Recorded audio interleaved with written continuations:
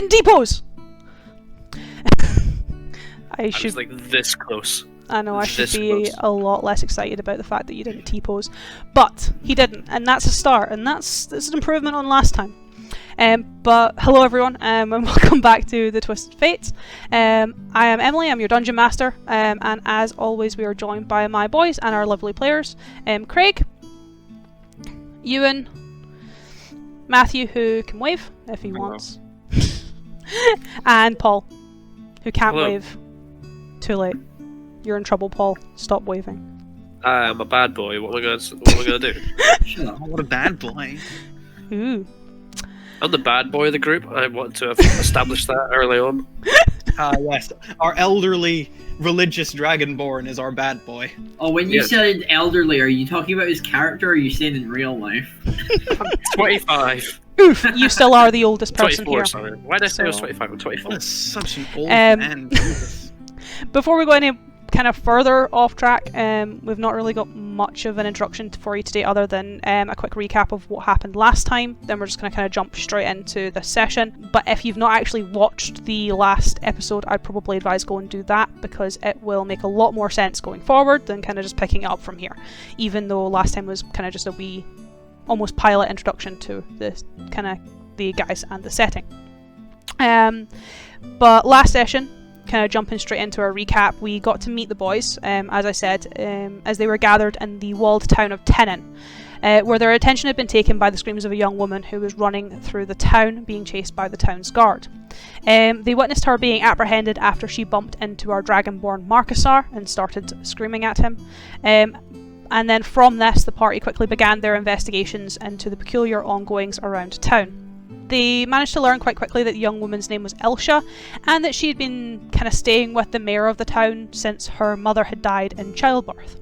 And through further investigations and splitting the party in relatively record time, they also learned that she was somewhat prophetic, and eventually they managed to learn that the mayor was overdosing her on a prescription given by the local herbalist that was meant to treat her illness rather or treat the side effects of her illness. Together they kind of left the local herbalist to confront the mayor, where they were accosted by a group of the town guard who claimed they were there to arrest them. And through the aid of our wizard's portent abilities and some pretty good rolls all around, they managed to dispose of the guards with little bloodshed and make their way to Bellamy Manor a lot faster than I honestly expected them to. There they met with the mayor's son Caradoc and learned that the mayor himself had locked him and Elsha in her room and refused to let anyone else enter. He asked the party for their assistance and they accepted quite quickly, heading up, dealing with the guards outside without any bloodshed, thankfully, and entering into the room to see Elsha cowering the corner and the mayor pacing the floor in quite a maddened state. They did try and communicate with him, they did try and talk to him first, but he seemed completely unwilling to speak, instead kind of picking up his weapon, picking up his pace and charging at Eidolon and initiating combat. Again, the confrontation was dealt with pretty quickly. Ranagash managed to keep him held or paralysed him with hold person, and Marcusar killed him with a moonbeam, which I did think he was going to kill the party with as well, but he didn't, thankfully. In the brief reprieve, the party kind of tended to Elsha, though Eidolon was a lot more fixed upon the mayor's body than the young woman, as he had seen some markings on the body that looked relatively familiar. Checking them, they became more and more familiar the more he saw, and suddenly the body of the mayor began to writhe, coming back to life. Quickly, very quickly in fact, on Craig's part, he got his character Eidolon to pin him down, quite quickly disposed of the mayor to prevent any further combat from ensuing. He kind of left without much more question or much more of a word, and the rest of the party was kind of left to tend to Elsha. Eventually they did reconvene outside, where the young woman approached them and kind of explained what had happened, at least prior to their arrival in the room. She explained that the mayor was using her for her visions in order to target certain travellers to acquire their wares to further his own wealth, and Wulfric, and then eventually and subsequently the rest of the party, became his new targets. She used her sight, she used her foresight to look into the party to see if they were actually worth stealing anything from, and from this she felt a presence almost seep through her, which then seeped into the mayor, causing him to have the strange purple markings that worried Eidolon. So he was also the first to kind of leave that site without much word, telling the young girl that it wasn't her fault for what happened and she merely just took a wrong turn. And with that, the rest of the party followed shortly afterwards, as they all retired to the Esquire Inn, with the conclusion that it was kind of better to travel together to the Citadel than travelling alone. Though I suppose, at least for Eidolon, that was perhaps not his best, or the best outcome he would have hoped for, given what had happened. And it's kind of there that we're going to pick up our session for today. We're going to pick up as the sun rises in the sky and our adventurers are beginning to make their way down the corridors of the Esquire Inn, having a relatively pleasant night's sleep. Eidolon, you were the first to wake, and you were the first to take a seat at, well, I suppose your now usual table, the small round table in the corner next to the window. It's in the corner and let some people watch, which is exactly where he wants to be. And quite quickly after you, Ranagash came down the stairs. Though he was quick to leave, saying that he would meet you all in the afternoon after you had informed him of your plans for that morning. Eventually, Marcusar and Wolfric, you both arrive and join Eidolon at the table, with one of the inn's maidens bringing you both a fresh tankard, some bread and some salted meats for breakfast. Obviously, the three of you are there. Ranagash is not there, and you have a little bit of time for conversation to kind of discuss your morning's plans. What's everyone else getting up to today? I believe I will check out the House of the Faith. Eidolon would more just idly sit. You'd almost see him slightly fidgety as each new face passes by the window. As he'd more just turn, put down his tankard and his food, only about half eaten, half drunk. I'm heading to the barracks. Alright. Yourself? Blacksmith. I'm gonna see what kind of wares they've got. Which one? Brock. I've listened to whispers. Probably the veteran into. Just make sure you're out by the front around midday. Alright. As he'd more just put down, as said, only about half consumed beverage and food before heading towards the door. I like how none of you asked where Ran was. That's how much they care about you, Matthew. I didn't need to ask. Ranagash came over. Yeah, Ran told Eidolon that he was going out and he'd be back for the afternoon, but it was more like Wolfric and Marcus are like, this is what I'm doing. See you later. So we don't That really is know true, you don't really know each other. You're still getting to know one another, so... We saved an abused girl. That's the only connection we have so far. As far as icebreakers go, that's pretty good. I mean, yeah. Once I've finished my tankard and my ale, my tankard and my food, I will slap my knees, stand up, and it's like, right, Marcusar, I'm off to the blacksmith. I meet you at midday. Enjoy your day, Wolfric. I head off to the blacksmith. I would enjoy a nice breakfast of like vegetables, maybe like some tomatoes and things like that, mushrooms, and Send the before meats heading back, to give me the veg. Exactly. And then I would make my way to the House of the Faith. So, we are going to do a little bit of... Halls of the Faith. Sorry, I'm just looking at your map. It's called the Halls of the Faith. We are going to do a little bit of splitting of the party, but this is a bit more scripted than last time. In theory, unless you guys actually incite combat yourselves, you're not going to die this way. Don't tempt me. But I'm going to deal with, just kind of give you a little bit of an idea of what I'm going to be doing. I'm going to kind of be dealing with Eidolon in the training yards. Then we're going to jump to Wolfric, going to the blacksmiths. Then Marcusar in the Halls of the Faith. And then with Ran, as he's coming back into town. Wherever the fuck he's going. You'll find out later. I'm sure we will. So Eidolon, kind of having let the kind of guys know the rough plan, kind of meeting in the afternoon or getting back together in the afternoon for your travels, you leave the Esquire Inn and head back towards the southern gates, towards the training yards. More for context, this is what Eidolon was going to do yesterday. But then everything that happened in the town yesterday happened, which then kind of stopped him from going to do this today. Having to do this today. He had to kind of spend an extra day in town, which he probably wasn't too happy about, but you know. He's not on too much of a schedule anyway. That's true. It's not very So I'd head to time the- sensitive. Is there a barracks at the training yard? Yeah.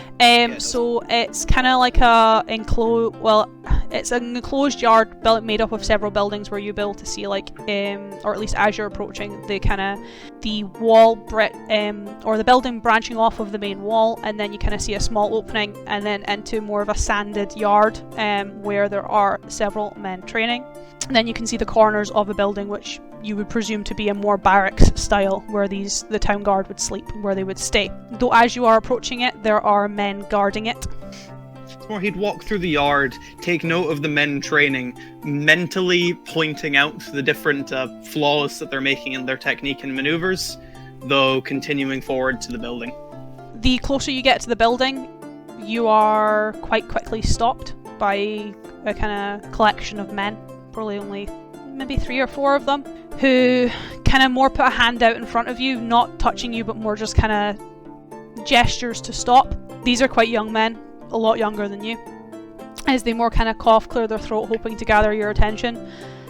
Sorry, sir, you can't come this way. It's off limits to locals and travellers especially. More just raise a tired eyebrow at the boy. I have questions for whoever commands this garrison. If you have any queries or questions, you're best probably talking to the outpost. It's just near the southern gates. You should be able to find some men there that can help you.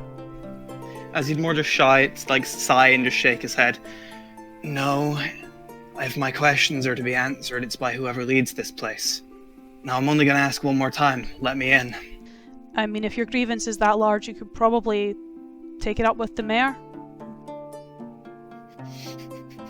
I'd more just give a very low chuckle at that. About that, yeah. The mayor is dead. You kind of see them more look at each other, kind of like we've kind of heard that, but at the same time, we've not really been told yes or no, so it's kind of just more of a I'd raised love to put eyebrow. His head into his hand, just... Now that query is out of the way, are you going to step aside yet? You kind of see them more stand and ponder. You can even see some of them almost start to twitch and fidget, as like they're now very unsure of what to do, what to say, how to respond to the situation. They've kind of gone through their list of protocol and it's been stopped. If they seem very unsteady, would I just be able to walk past them? You would probably have to push past them rather than walk past them. More I'm thinking with just a slightly increased movement speed, would I be able to just slip through them before they notice? Give me a dex or acrobatics if you've got proficiency in it. I do. See if you can deftly do this. Alright, first roll the night. 24. Nice. You kind of take the moment. I imagine there's a bit of an eye rolling involved. I'll more flavor as I notice them start to twitch, look between each other, roll my eyes, wait for them to turn their heads to the guards on the either side, and then just stroll through the middle of the two in the center. As you kind of duck past them, duck around, and kind of just continue your way on to the barracks. At least trying to map as much as possible of this place in your head to where you think the kind of commanding officer or the general might be. Like from the outside, look towards a window that would maybe be overlooking the town, because usually like a general would have a ability to like look over wherever they're guarding. So. However, as you kind of get into the kind of barracks building, kind of take a corner, take a turn, well, with your passive perception, you'll be able to kind of hear the footsteps. They are quite light, not like the guards outside were wearing quite heavy plate. These definitely aren't footsteps that belong to them. These are a lot more light. Actually, give me a perception, because this could get quite interesting. Oh boy, my passive perception, by the way, is 15. Yeah, that's why I kind of want to see if you would be a bit more active towards this. No, you wouldn't. Apparently not. So you manage to hear the footsteps. You can kind of hear them running up towards you. However, they quite quickly disappear, almost as if they turned a corner or the echo was lost in the building. However, not before you take another step is, I suppose, the kind of sound of cutting wind, as you then kind of hear a relatively small voice, female voice, most likely with a smirk on her face. I wouldn't take another step if I were you. You said cutting wind. Am I to imagine that there's a sword to my throat at this point? Yes. As you can kind of feel, being a swordsman yourself, it's not the sharp end of the blade, it is the blunt end of the blade. However, it wouldn't take a lot for her to flick her wrist and twist the blade around. Another quite heavy sighs and raise up it would be the right hand because that's his gauntleted hand, and more just put the hand onto the blade and not like push it down, but more just push it slightly further away from himself. Are you able to take me to the commander of this garrison? Tell me why first. Is it somewhat evident that this person has more authority than the people outside, considering they don't appear to be wearing the traditional, wear? She is speaking with a lot more confidence. She has a lot more command to her voice. There's not a lot of uncertainty. She's not following any kind of, preordained script. She definitely seems like she is a bit more in charge than the grunts outside, who, the moment you said the mayor was dead, kind of broke down because that was the only thing they could think to say to you to get you to go away. About 11, maybe 10 and a half months ago, someone passed through this town and I need to know where they went. Why so curious? All I need is answers to my question. And I need answers to mine. I'd more just push the sword down and turn to face this person. Cool. She kind of retracts the blade and you can see her sheath it, and to quite a nice sheath, quite an ornate sheath at her side. She stands a little bit shorter than you. She is a half-elf. You can kind of see it in her face and her features. Kind of tied up loosely in kind of I would say a bun, but it's more of a kind of knotted ponytail. Is kind of a mat of kind of almost violet or violet brown hair with very similar matching eyes. She seems to be adorned in similar branded armor to the guys outside, but it's very much leathers. It's not plate, it's not metal. She is quite slender, she is quite slim, and she stands a little bit more upright when you kind of turn around. I'd more just raise an eyebrow to that. You're a watchman, aren't you? Surprised anyone out here recognizes the symbol. It's a little broken, you should probably take better care of it, but yes, I recognize it. Then could you take me to whoever leads this place, or would that be you? No, I'm his second. They mostly call me Grey around here. Pleased to meet you then, Grey. It's another one of us who I'm looking for. Hence why I'm heading to the commander. Then it's definitely someone he'll remember. Could you lead the way? You weren't too far off. As she more kind of gives you a smirk, clicks the weapon completely into its sheath, and kind of takes a few steps in front of you before kind of gesturing for you to walk on to match pace. I would do so.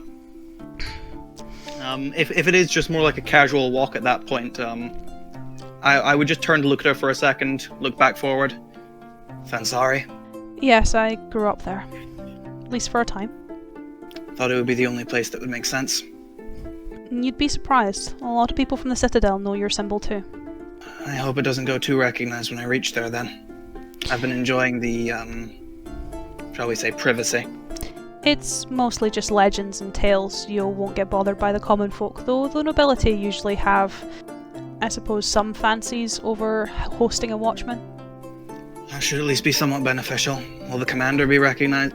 Will the commander recognize? He will. He comes from the Citadel. As Eidolon would more just look to the ground for a second, give himself a nod, and continue forward. So what are you doing here? Already told you. It was more prying as to why you're looking for him. Questions, mainly. Not much else. Though I've been here a few more days than I'd have liked to be. Hopefully we can give you the answers you want then. It's only a location. Only a motive. So she kind of leads you through several of the corridors, not too far from kind of where you managed to enter into the barracks, as you get into quite a small office space that also kind of doubles up as most likely his living quarters, as literally his bed is the divider between what is living and what is office space. That's a respectable setup. However, as you kind of step into the room, the man behind the desk, kind of I suppose a younger man, he's probably maybe late 20s, early 30s at a push. Kind of more blonde-ish hair and quite a full beard and mustache with kind of more bluish, quite striking blue eyes. Kind of stands up from behind the desk. He gives you a salute, though it's not one you recognise, but clearly he recognises at least you and your status. Maybe he would recognise. In that case, I'd give him the same salute I gave to Wolfric. What do we have the pleasure of a watchman in our town? I'd more stroll over. I'm assuming there's a window in this room. There is, yes. I'd more just stroll over, put my hand on the windowsill, look out over the town. I don't suppose I'd see any of the other members of the party. No, the kind of view from the barracks is, or at least from his window, which is kind of the strange thing, is quite obscured by the rooftops of the Esquire Inn. He's kind of nestled in a corner. Even as you came in, you kind of saw that the candles and the sconces were lit, even though it's very early in the morning, so the sun is still in the sky. He seems to have almost placed himself out of the way, rather than pride of place. I'm assuming this grey character has remained in the room also. She has, yes. As I'm more just looking over the town, you wouldn't have happened to have received an injured captain yesterday, have you? We did. He's currently being treated. Did he explain himself? No. At least I'm assuming you're going to tell me a different story than to what he said. In military ranks, insubordination is a crime.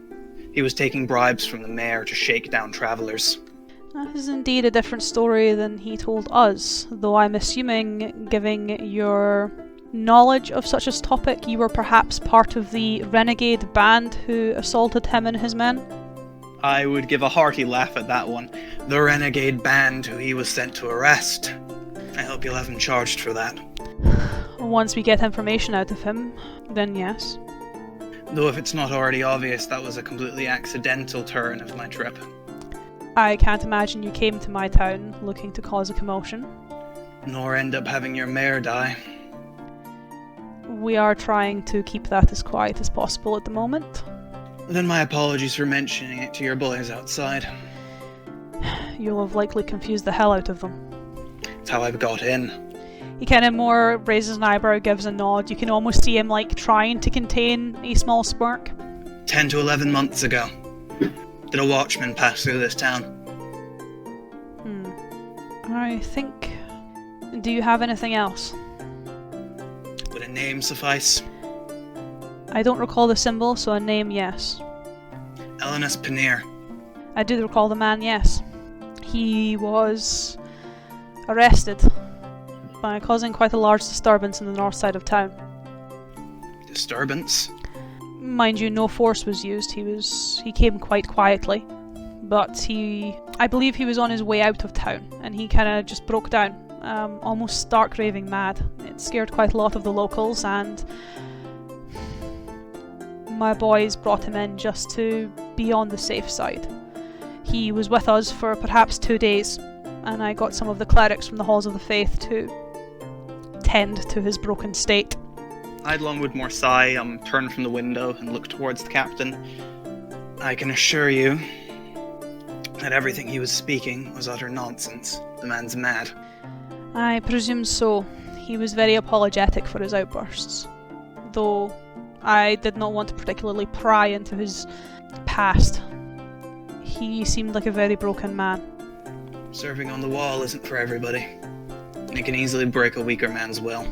He stayed here until he was ready to travel. He had an escort by my men outside of town, and perhaps not 11 months, not even 10, it was perhaps only 8 to 9 months ago. Did he say what he was heading to the Citadel to do? No. It's merely that was his destination. My apologies for taking up your time then. I apologise I cannot be more help. Is there anything else that you wish to ask? Nothing more. Just to make sure that your captain is sufficiently punished for potentially years of misdemeanor.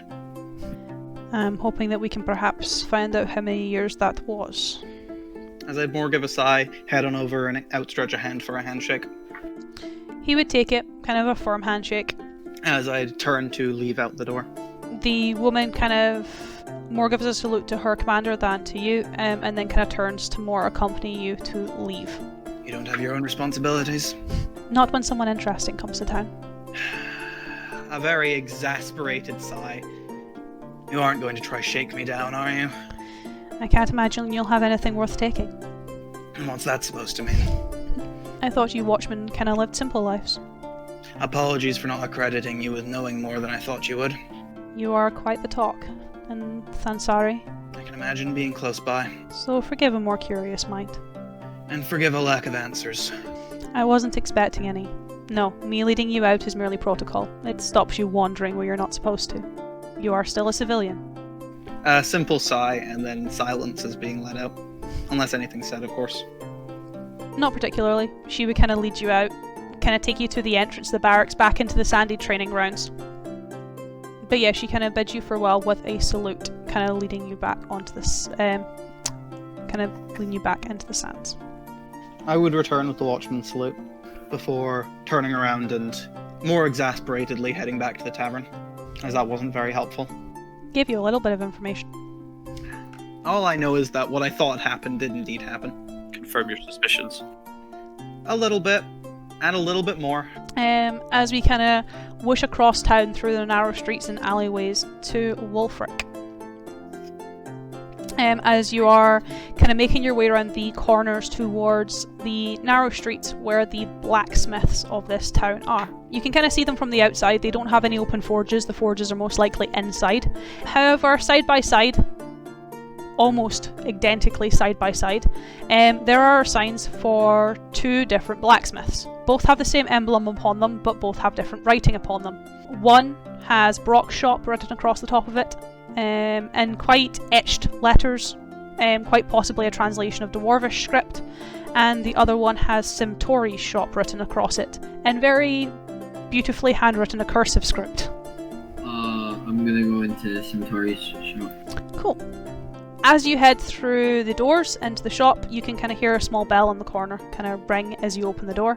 Though as you're kind of opening the door, a dwarven man, quite muscular, almost stoned skin, takes the opportunity as you're opening the door to storm out of the door. And as he's kind of storming out, you can hear him almost shouting at the shop owner, "Don't touch my stuff again! I made those modifications and you've just ruined them again! And now it's costing me to fix them again! Stop it!" As he kind of just looks up at you as you're kind of passing him. "You! Don't buy from him! Waste your money, waste your time, come and see me!" As he kind of more turns around, points at the shop owner, stares, daggers at him, storms off. The other dwarf who's behind the counter, he's not as stone skinned, not as kind of well built, he's perhaps a little bit smaller. Just kind of shouts back, waving his hands, "Oh, bugger off with you!" What can I do for you, sir? Don't be listening to him. I was here to inquire about perhaps a stronger forged axe. Do you have any materials that are stronger than the steel using this? And I will take the great axe off and I'll put it down on, I presume there's some kind of countertop. Yeah, he'll kind of look at it. This is very nice craftsmanship. I've not seen something like this in a very long time. Where'd you get it? I was part of a mercenary band. Does the name Lambert Cragbrand raise any memories? Quite a fine smith, if I'm not mistaken. I was lucky to have my gear forged by him. I'd be honoured to work on it. I could make some improvements to it, or I could give you a completely new weapon. That I could do if you were more interested in that. I am more proficient in working with dwarven steel, which is stronger than normal steel, though it usually is a bit heavier, especially if you're not used to wielding it, but looking at you and... yeah, looking at you, you'd probably be able to handle it just fine. Alright, I do have a bit of sentimental attachment to it, so I would appreciate just some upgrades. As he reaches down and pulls out a catalogue. Cable. Finds some really printed out equipment table. I should have really taken it out prior, but it only takes me 2 seconds to find it, because here it is. So that would be... it would be about 30 gold. And obviously a few hours of time. That's... though I can start working on it right away. So perhaps... maybe 3 hours? I will have to come back to you. I did also want to inquire, because this is a town on a route towards the Citadel. I was wondering if you perhaps had any parcels that needed to be delivered to the capital. I'll be probably heading that way. Not at the moment. I usually get most of my stuff delivered from the capital rather than going there. Though if you're looking for any kind of deliveries or spots, you're probably best checking with the general store. They're usually making deliveries either to the Citadel or to Hillview. Right. Also, I was going to inquire, speaking of Lambert Cragbrand, are you familiar, you're obviously familiar with the Iron Dragons then? Pretty. My family is actually from Gildenfeld. We come from a lot of the mountains there. I and my pig-headed brother visited Drakenel quite often. As you just kind of hear from behind the shop, quite muffled because obviously it's from behind the door, most likely coming from the wall of the other shop. I heard that! I'm actually from the Gildenfeld Valley as well. I'm from Holzall. Never been myself, though I've heard it's quite a nice place. Yes. I was wondering if you'd heard about the whereabouts of any of them recently. Recently. There was a few of them that travelled through here. Perhaps 6 months ago. Maybe less than that. Maybe 5 months. Memory's not great. I recall they were on their way to the Citadel. They wished to speak to the Master-at-Arms there. I only remember it because some of them came in here to buy more gear. They wanted new armour forged. I was happy to do it for them. They stayed in town for about a week, nearly drunk the inn dry, at least from what I recall. Some of them bought weapons from my brother and I warned them against it, but they completely ignored me and did it anyway. His craftsmanship is getting lousy. This is all very good to know. Do you have any general appearances? Did they give any names? Not that I recall, though there was one guy that did stand out to me at least a little bit. He had a scar on his face. Where? I don't rightly recall. Looked like it would have been a hell of a mark. Mouth going upwards? Almost like it had been cleaved in two. Yes. Nightmare to fit him. Absolute nightmare to fit him. He's got a bit of a humour about him. Not the most patient man either. No, not at all. But he was the only one that at least stood out to memory. I suppose... Don't take this the wrong way, but a lot of your kind look kind of generic. We get that a lot. Just been racially profiled. I suppose you could say the same of dwarfs. Right, I appreciate your help. I'm a bit short on gold now, so I will come back when I can actually afford your work. I shan't waste your time, and I will inquire in the general store about deliveries. Thank you for that. Thank you for the information. It's been very helpful. You're welcome. Perhaps if you are able to find the materials that you want your axe at least upgraded on, I can make works that way as well. It will save you on costs. All right, I'll be sure to look out for materials. Thank you very much, sir. I'll be sure to come back here next time. Don't go to my brother. If you're wanting anything done, Simtori, not Brock. He's an idiot! As I'm leaving, I go, wouldn't dream of it, and then I close the door. As you just kind of almost hear muffled shouting of the two of them arguing between the walls. I can imagine their shops being like mirror images of each other. So like literally, you walk into one, the counter's on the right. You walk into the other, the counter's on the left. So they literally share like a wall. They can like bang through to each other. I will head back to the inn to wait outside. To which case, as Wolfert begins winding the narrow streets back to the Esquire Inn, we hop across Tenon Bridge, round the corners and towards the churchyard, towards the Halls of the Faith, where, Marcusar, you are making your way up to the church. This is your first time actually approaching a proper church building. Obviously they don't particularly have one in the Green Hand. You tend to worship at the Standing Stones or whenever you are closest to nature. This is a quite a grandiose building in comparison to a lot of the other buildings around town, made from old stone. Nothing too ornate in terms of like polished marble or even polished stone. It's old cobblestone, but it still looks pretty ornate, or pretty grand. And it's kind of encircled by quite a small cemetery that leads right up to the shores of the River S. However, as you kind of enter into the church, it gets a little bit more splendourous, as the interior is not of old cobblestone, but instead painted and lacquered wood, depicting various different,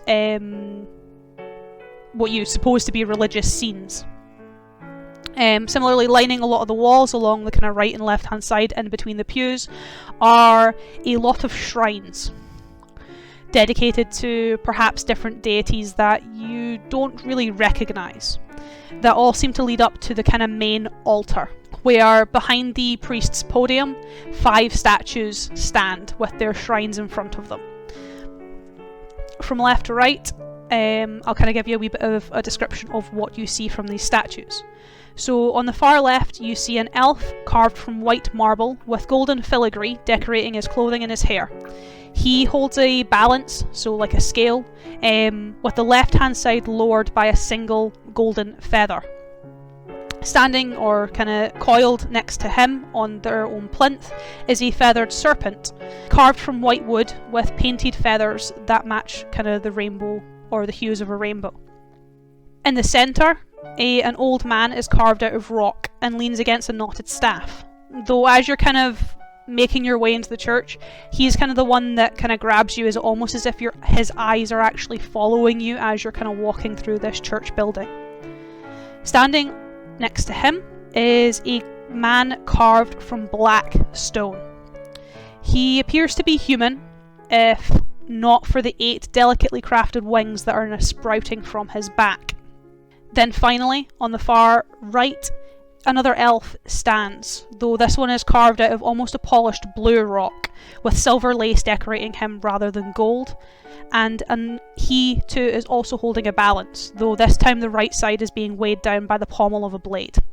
You have never seen any of these characters, you've never seen any of these shrines before, though there does seem to be a few of the locals in the church at this point worshipping, as well as quite a number of women all dressed in very similar white garbs, kind of wandering around either tending to the shrines, tending to the flowers, or tending to the people who are there to pray. Is anyone praying to the serpent idol? There is a woman at this point in time kind of going up and cleaning them, though she is not particularly in prayer to it. Could I look around the hall and see if I can spot anyone who clearly isn't like part of this church, you know, like tending to the stuff, is like they're there for worship, they're there to pray to someone or something. Give me a wee just a wee perception as you're kind of looking around, just to see if you can see anyone. +3. It's not a bad perception. 11. 11. You can see quite a few people praying. I'll kind of give you a description of the shrines that they're praying to, and then you can kind of decide on which one you want to approach.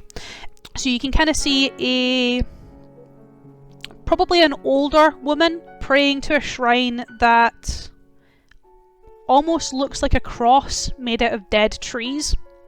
You can see a young girl, presumably with her mother, kind of over her shoulder, praying to a shrine that looks like a sun, quite an ornate sun. And then you can see a presumably older man, though quite clearly elvish, as you can kind of see from his kind of tied back hair, the ears kind of sticking out as he's in prayer, praying to a shrine that looks like it's almost like a discus or a bowl that has an olive branch in it. I guess I would like to approach the mother and her child. Okay.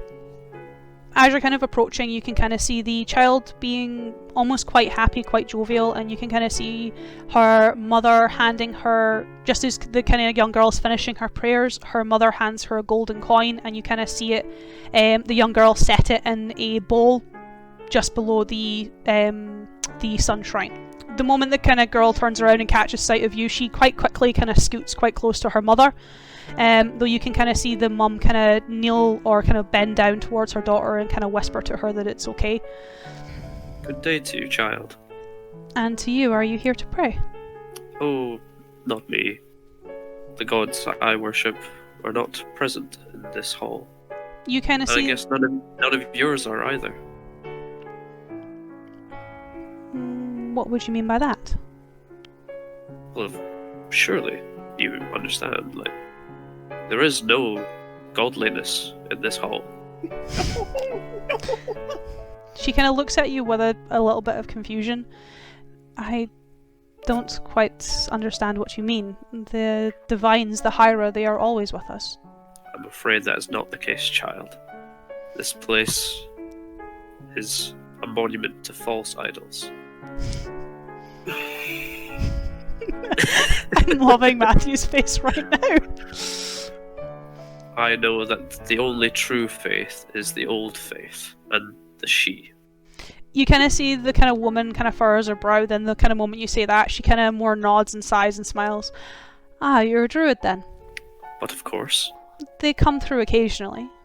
I promise you there are none like me. I've certainly not seen one like you. So why do you pray to this god? It is my daughter's birthday soon. She is still young.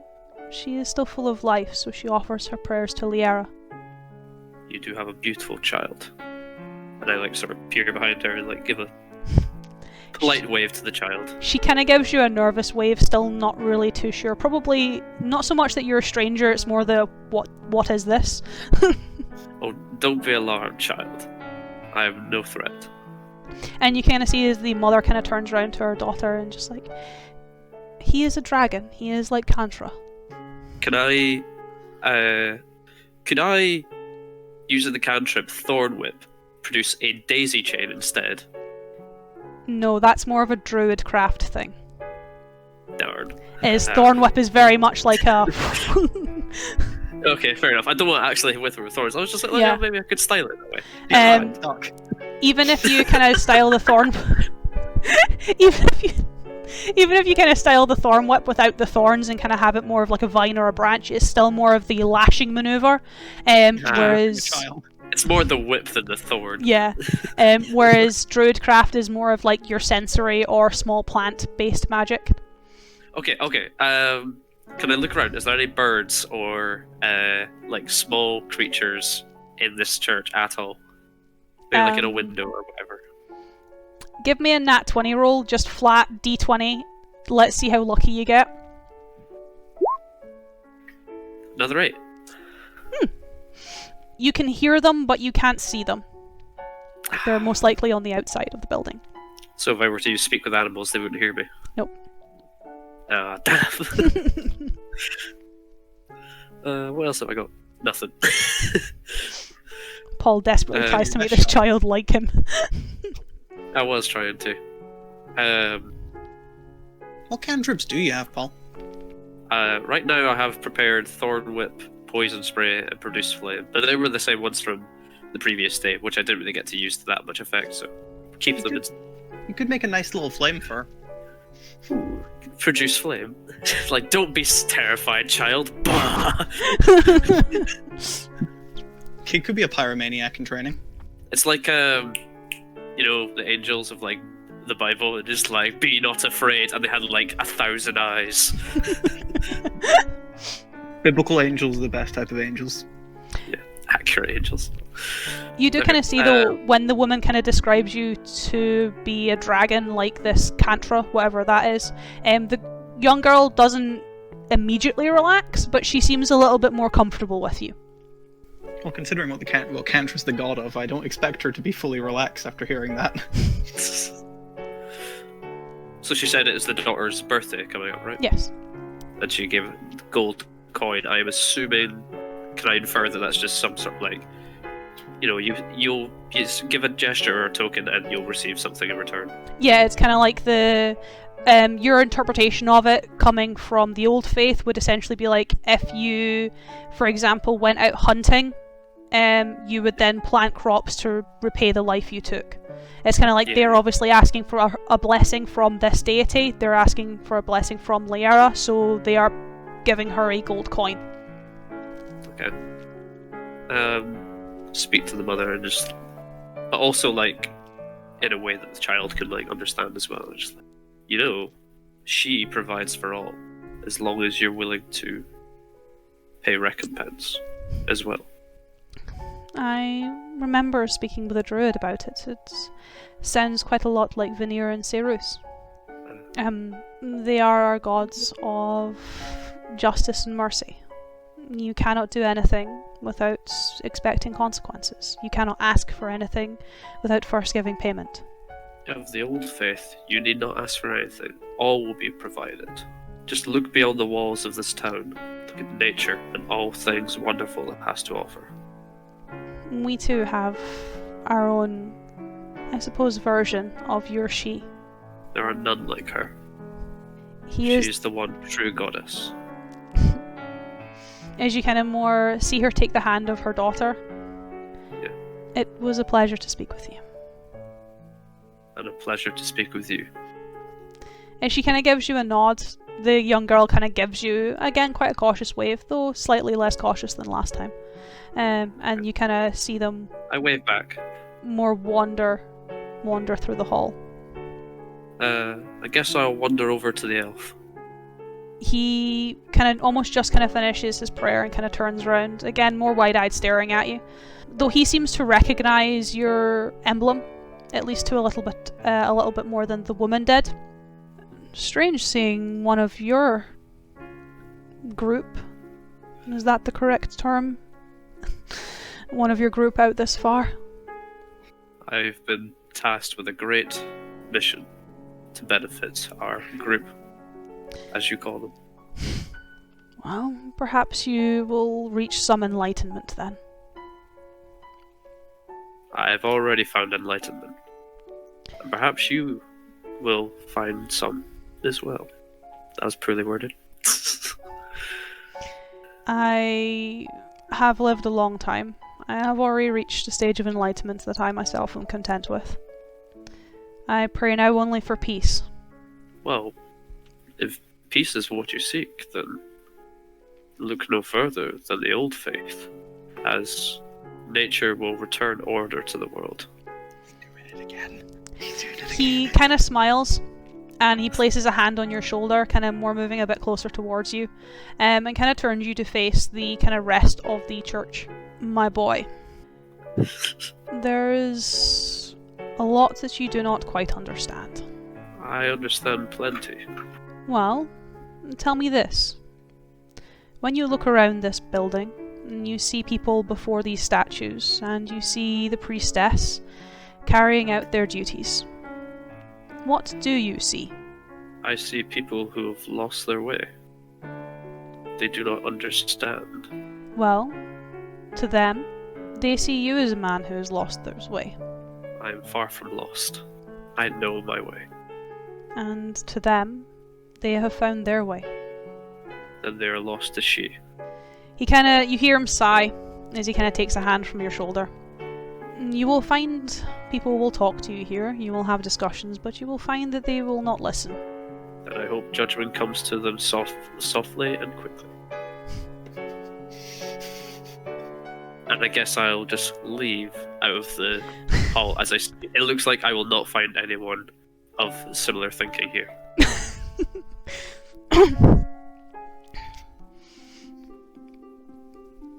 As Paul is like, heretics, this place must burn. Matthew, our characters have no idea, but we seem to be thinking along similar lines to that. Yeah. You don't have, like, fireball on you, do you, Paul? No, I have produced flame and things. Paul burns down every church he comes across. Paul switches his subclass to Circle of Wildfire. Bill doesn't get fireball. Gets Wall of Fire. As you were kind of leaving the church, not so much defeated, but more with a sense of, I imagine, hopelessness for your ability to save these people. Content.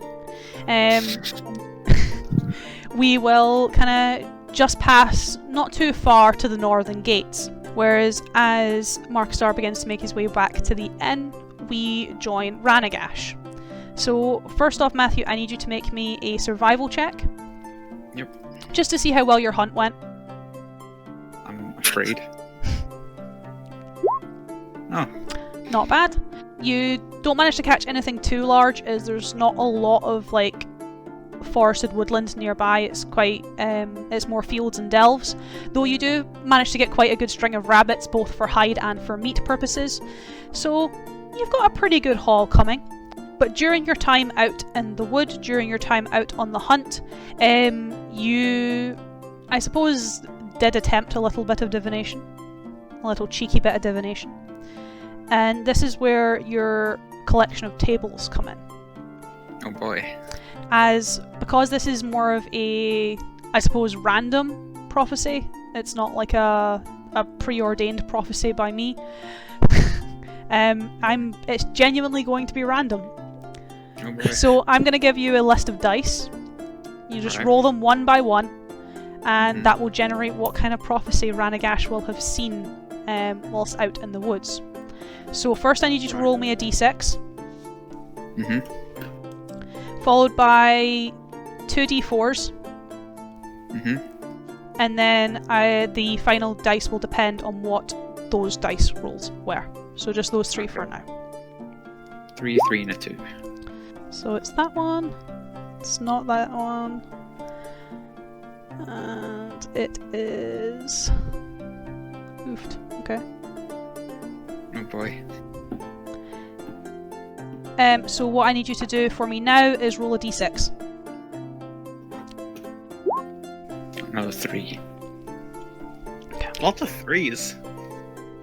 Threes come in threes. Is that not a film rule? Rule of thirds? Yeah, it's rule of thirds. For framing. It's quite I did 3 film classes in my entire life. I remembered having to take one, like, or it was more I sat in on one whilst I was teaching for media. It was really, really interesting, but yeah, I couldn't teach media. I do not envy media teachers at all. To Ranagash's vision. So whilst you're out in the woods, it more occurs whilst you're hunting, to the point where it makes you miss a few shots, makes you miss a few kills, where you kind of peer into the sight of what appears to be quite a beautiful woman. You've never seen her before in your life. She appears with kind of quite vibrant red hair, and quite striking eyes, and quite almost melodically you can hear her hum in your head, and she appears to be almost arranging some flowers. As from the window you can see kind of white skies with snow just kind of being dusted just around the town outside. You don't particularly see anything negative in the vision, you don't see anything bad in the vision, but just as you're kind of more coming to, you're kind of more being pulled back from it, you're being pulled away from her gaze, pulled away from her sight, you more hear her laugh and giggle, and more, and in quite a jovial tone, not worried or scared. You feel her jolt, you see her jolt as someone kind of grabs onto her from behind, and you just kind of hear that, well, frick, stop, before you're kind of pulled back into reality, and you see a small rabbit run away from you.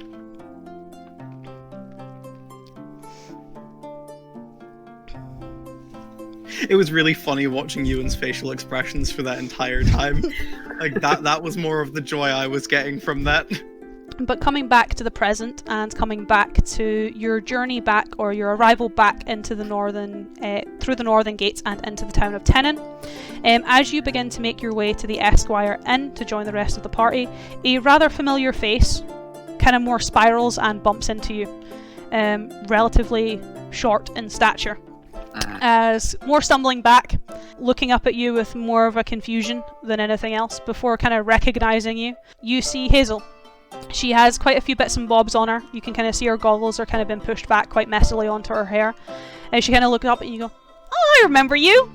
You were in my shop yesterday." I was indeed, yes. I didn't mean to bump into you. I gathered as much. As she more kind of cocks her head and looks up at you. Are you okay? Well enough. Well, well enough isn't good enough. Heard that before. But Tea? what can you do? I'm afraid I'm on a schedule. I'll make it quick. How quick? How cold do you like your tea? I live in the woods, I'll take anything. Good. Come on. And she kind of like Alright, skips. And as she's kind of walking you back to her shop, you can kind of more just hear her ramble at you. It's not kind of a conversation where she's almost expecting you to reply every time she takes a breath, where you could reply. She more continues talking. As she kind of more giddily starts chatting about her morning's endeavours. Yeah, so I left this morning. I actually got to see Elsha for the first time in a long time. She's doing great, by the way. I actually managed to treat her for a little while, which was good. I got to see her, and Caradoc's doing good too. Nasty thing with the mayor. Don't think you were responsible for that.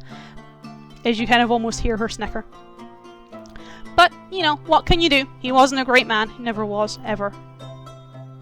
But, hey, Elsha's doing good. Caradoc's doing good. The town's probably going to do good.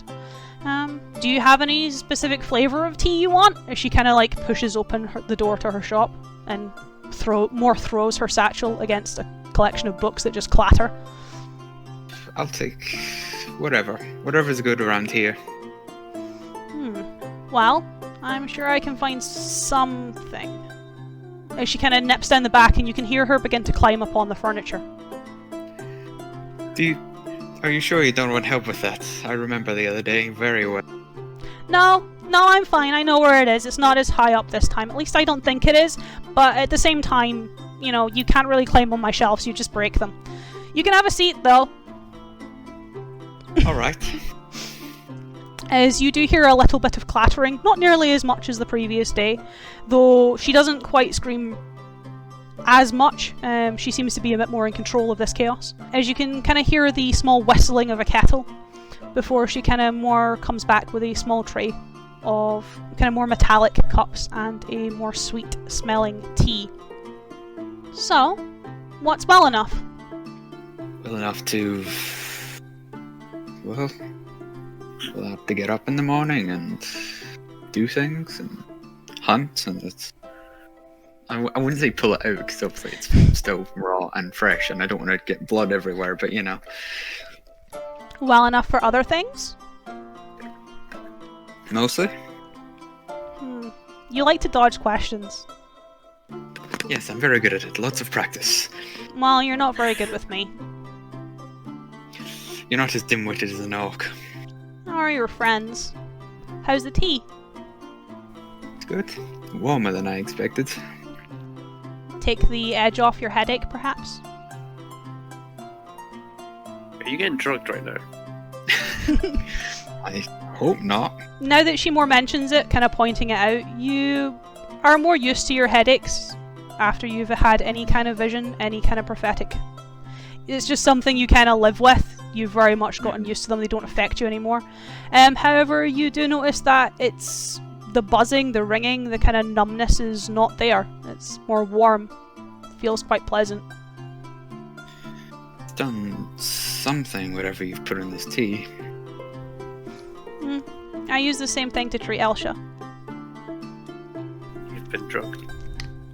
The good kind of drugged. You have the same look in your eye that she does. Makes sense. I won't pry. I just wanted you to be honest with me. And that way it also means that I've not overdosed you and could possibly kill you within the next half hour. But, you know. I was taking a risk. A big one? No, I have the herbs to revive you, but if not, then that could have been... It would have been fun. Do you always have those on hand? Yeah, I grow them. Alright then. I just wanted to see if I was right. It's the quickest way to do it. It would have gotten rid of the headache either way, but you would have also been on my floor by now. Yes. It would have been interesting, to say the least. But I got it right! Indeed you did.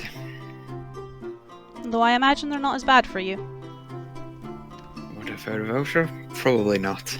I mean, she's only like that because she was, well, a difficult child. Yeah. But I saw the look and thought I could help. Appreciated, however forceful it was. You got tea, I did. and you said it was nice, It is nice. and it helps with your headaches. It does. So right now I'm not seeing any disadvantages to this point, other than the fact that if I was wrong you might be on my floor unconscious. That's still a pretty big negative. But I wasn't wrong. No. I best be going then. Because being late would also be a negative. I suppose. Do you want any of the tea leaves? If you don't mind. Don't let anyone else drink them. How bad would it be? The people you were with yesterday? The Dragonborn, he's probably gonna get really sick. The two guys, we're not gonna discuss that. Right. Unless you can carry them to a cleric, yeah, don't let them drink it. As she, like, frantically more shakes her head. Right, yes. Anyway, thanks for the tea and the future tea. And, if, you know, not drugging me unconscious and all that. If you don't mind me asking, as she kind of more gets up and kind of heads back to her back room, as you can kind of hear her fiddling with some more jars. What did you see? Something that would be interesting to one of my associates. Perhaps a familiar face of his. So you see people? I see. Mostly. Don't ruin my RP with your dumb memes. Give him his space. He's learning. He's a learning lad. As you kind of more hear her hum to herself. Huh. You know, Alisha never really used to see people. Not until recently. She only used to see places. Hence, I ask, it's curious that you can actually see people. Most seers have different ways of looking at things, and I guess you might be more people-focused. Indeed. And she kind of comes back out with a kind of cloth pouch that smells very similar to the tea, if not a little bit stronger. So you only need maybe a pinch of the leaves, and then hot. You can have it cold as well if you want. It works both ways. Don't do more than a pinch. If you have more than a pinch, it will induce a deeper sleep. So I suppose if you have visions at night, it might help them, but you might also not wake up the next morning. Do you have anything that doesn't harm people? Yes, but also no. Because it's not going to harm you, but at the same time it's not going to do anything to you. Well, it might if you're injured, but in terms of your headaches and your visions, it's not going to do anything for that. Like, if you've been sliced in half by a wolf, it might help get rid of the bleeding, No. but... I'll take my cue and I'll leave. You learned how to deal with the gnome. Is she more kind of like... Is she more follows you to the door, kind of more waving frantically at you? Still Good luck! Thank you. Well, the three of you kind of one by one more kind of made your way to the Esquire and rejoining yourself, and now finally kind of arriving at the party with probably quite a perplexed look upon his face, is Ran, now entering into the inn. Ah, good day to you, Ran. You're right there. I'm doing fine, yes. How was your adventures? Interesting. Have some game. That's the word I'm looking for. The word. And that Hazel is a strange woman, but we already knew that. I hope you repaid nature after taking one of her creatures. Of course, I know how to respect the she. How did you do so? You don't take everything with you. You leave some. Very Simple, good. but it gets the job done. Are you Finally, a in there? man of faith. You're looking a bit shaken. Is it just Hazel or? Just Hazel, yes. Casting an eye out the window and taking note of where the sun is in the sky, Adlon would rise from his seat. Alright, it's about time we got leaving. Yep. We could stop by the general store if you wanted, because not to purchase anything, but to inquire if they needed anything delivered to the Citadel. Because I know that a little bit extra coin lying in our pockets certainly wouldn't hurt. Make it swift if you can. We've not got much daylight to lose. Right. I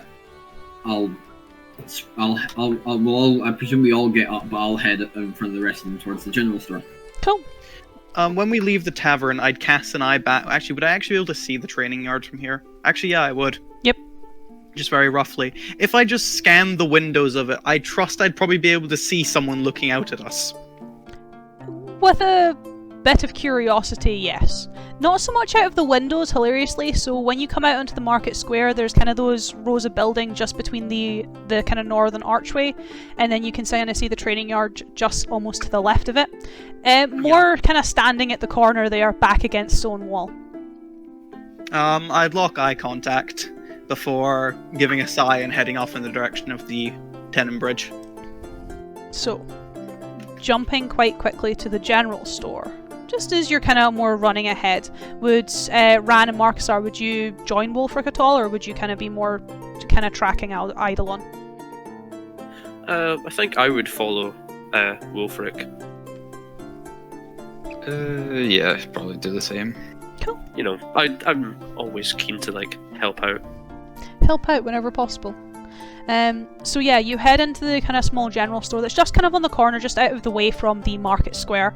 It's quite a tidy little shop, quite a lot of shelving units with quite a lot of goods on it, mostly from kind of the local farms, the local brewery, though you can see some assorted goods perhaps being imported from the Citadel. No one really seems to be in here though that's not to be unexpected with regards to the size of the marketplace in Tenon. And kind of standing behind a desk, more fiddling with several coin pouches, almost trying to weigh them out, most likely looking at this month or this week's profits and losses, is kind of a middle-aged man. More greying hair, but not due to him being older, just probably due to a lot of stress. You can kind of see there is some colour left, but not all the strands are coloured anymore. Looking quite haggard, looking quite fed up, though the moment the three of you kind of walk into his store and he clocks sight of you, you can see him almost brush the coin pouches aside, set his hands on the desk, look at you with wide eyes. What can I get for you today, gentlemen? We are not here to purchase anything. I received information from one of the blacksmiths that perhaps you needed some deliveries to the capital, to the Citadel. I mean, do you have a wagon? I've got some bigger orders, but if you've not, I can give you some smaller stuff I've got. And he kind of like... Smaller stuff. He fiddles through some papers on the desk. It's not really much, it's mostly just brew for the local taverns in the Citadel, at least being taken to the master brewer, at least in the guild houses, and then he distributes it usually and gives you the rest of the coin, but I can give you a down payment and he should be able to sort out the rest of you. That sounds good to me. How much are you willing to carry, as he kind of more looks at the three of you? How much are we willing to carry, boys? How long is it to the Citadel? Are you asking me, or are you asking the dude?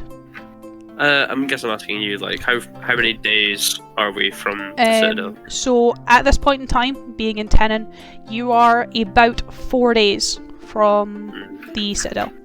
because you've obviously not got any horses, you've not got any carriages, you are walking there. It will probably take you just over a day to get to Hillview, and then from Hillview to the Citadel is usually about 2 or 3 days. And what is this would we be carrying? You said brew, so it would be like casks? We'd be carrying? It would be... So it's more... He's asking for something smaller, so it's most likely like bottles in comparison to like barrels. I'd say we could carry, crate each. Crate each is reasonable. That would help out quite a bit, at least for a lot of my bottled brew. So a crate has 6 bottles in it each. I can give you a gold per bottle if each of you carry a crate. That would be 18 pieces. Happily, sir. We'll happily take that. Not much, but we're happy to help. As he kind of shuffles into the back room, you can kind of hear a little bit of clattering, not a lot, but it's more likely the bottles just moving around in their racks. As he kind of brings them through, they're quite nice bottles, kind of blackened glass, and you can kind of see almost the golden sheen of the liquid almost shining through the black glass. It kind of almost looks like fire as he kind of brings the 18 bottles out. This looks to be very fine alcohol you brew here, sir. The Helm's Brew, depends on how long you've been in town, but if you've not been in town for very long and plan on staying, I'd advise going. They've got some good brews. This is their most recent one. It's made of a local vintage from the Delvin farm from Roseheld. It's quite aromatic, and I must admit it doesn't burn quite as much as the other ales. Who amongst you is willing to sign these papers? I am willing to sign these papers. Grant. All you need, I will sign them myself, you sign them, and then once you arrive in the Citadel, if you give them to the Master Brewer, he will sign them and you'll get the rest of your payment. You'll get 3 times what I can give you. Simple enough. As long as, forewarning, gentlemen, as long as the bottles are intact and nothing's drunk, you will get 3 times the payment.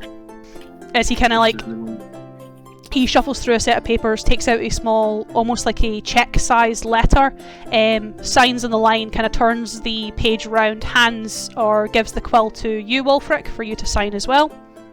I sign as well. I add the little iron dragon symbol at the end. And he kind of lets you fold up the paper, take the paper, and he kind of more slides the crates over to the 3 of you for, obviously, the 3 of you to distribute and parcel as you wish. I don't really have anything else that, at least for you to carry on your person, would make it to the Citadel in one piece, or at least wouldn't hinder your journey at all. Everything else is larger stuff. I'm currently trying to wait on transport, but... No worries. No letters? It's not really something I do. Most people here send their own letters by their own couriers. I mostly deal with more commercial goods, buying, selling, that sort of thing. Understandably so. Right, thank you for your time. We'll be sure to deliver this and make sure that the brewmaster gets his shipment. Please do. He's not usually the most agreeable man if he doesn't, and I would rather not have an angry courier at my door next month. Right, let's get going, lads. Take the crate under my arm. Wolfric. Ran, Marcusar, you'll pick up the last 2 crates and you'll kind of head out and towards the bridge to meet with Eidolon. So, noticing that they actually didn't come along and all of them went to the general store, Eidolon would have picked up his pace a little bit, and remembering her as it was what Ranagash mentioned in the tavern, Eidolon would actually head to Hazelnuts before the guys can get back from the general store. Cool. So you kind of more pick up pace, head round the corner. Let's go. Thank you, Matthew. You reminded me of something I actually wanted to do before we left Tenon. And you kind of more head into our shop, kind of ducking under the wooden archway through the smaller door. Before I stayed outside. Yeah. It smells quite strong. You notice that there is quite a warm, sweet smell. Quite strong as you kind of walk through the door. Though you can kind of more hear her mutter and hum to herself as she's quite clearly in the back room, and you can kind of hear various different liquids almost at boiling as she seems to almost be engrossed in whatever it is she's doing. More just muttering under his breath because he's going to assume that she's going to break something because he'll do this, just, sorry, and then just knock on the desk. You can kind of just hear the as you then hear the smash and bang. Eidolon would avert his gaze out the other way to not see the explosion occur. I'm gonna have to clear that up at some point. Oh. I'll be with you in a minute, just 2 minutes. Please stop boiling, please stop boiling, please stop boiling, and then you just hear the bang as another one kind of goes off. Is it possible to step behind the counter into whatever back room she's in? Yeah, I'll do that. As you kind of step around the corner just to kind of see what's going on, you can kind of see there's several smashed tubes now on the ground. You can kind of see almost a small, like, brass cylindrical tube sitting on her kind of desk, very short and stouted, only maybe an inch high, that has a small flame atop it. And you can kind of see that the kind of more larger kind of beaker, the more larger tube that's sitting on top of it, bottle that was sitting on top of it, has completely shattered. And you can kind of see the black soot of the very hot flame now kind of slowly crawling its way up several other glass and brass tubes, as you can kind of see her quite hurriedly and frantically trying to snap her fingers to put out the flame, and it's just not really working. My apologies, I just needed to get your attention. You could have done it in a better way. As she kind of quits the snapping, is clearly whatever spell she's producing isn't really working to dispel it, and she just kind of throws a rug over it. What can I do for you? I don't exactly have the most time, so I couldn't have waited. Well, your orc friend didn't either, but here you are. Yes, and it's thanks to my orc friend that I'm here in the first place. Topical anesthetic, do you have any? What kind? Anything strong is the way I'd put it. Like horse? Or Strong like... enough to knock an orc out. Or better yet, something to knock out a larger beast.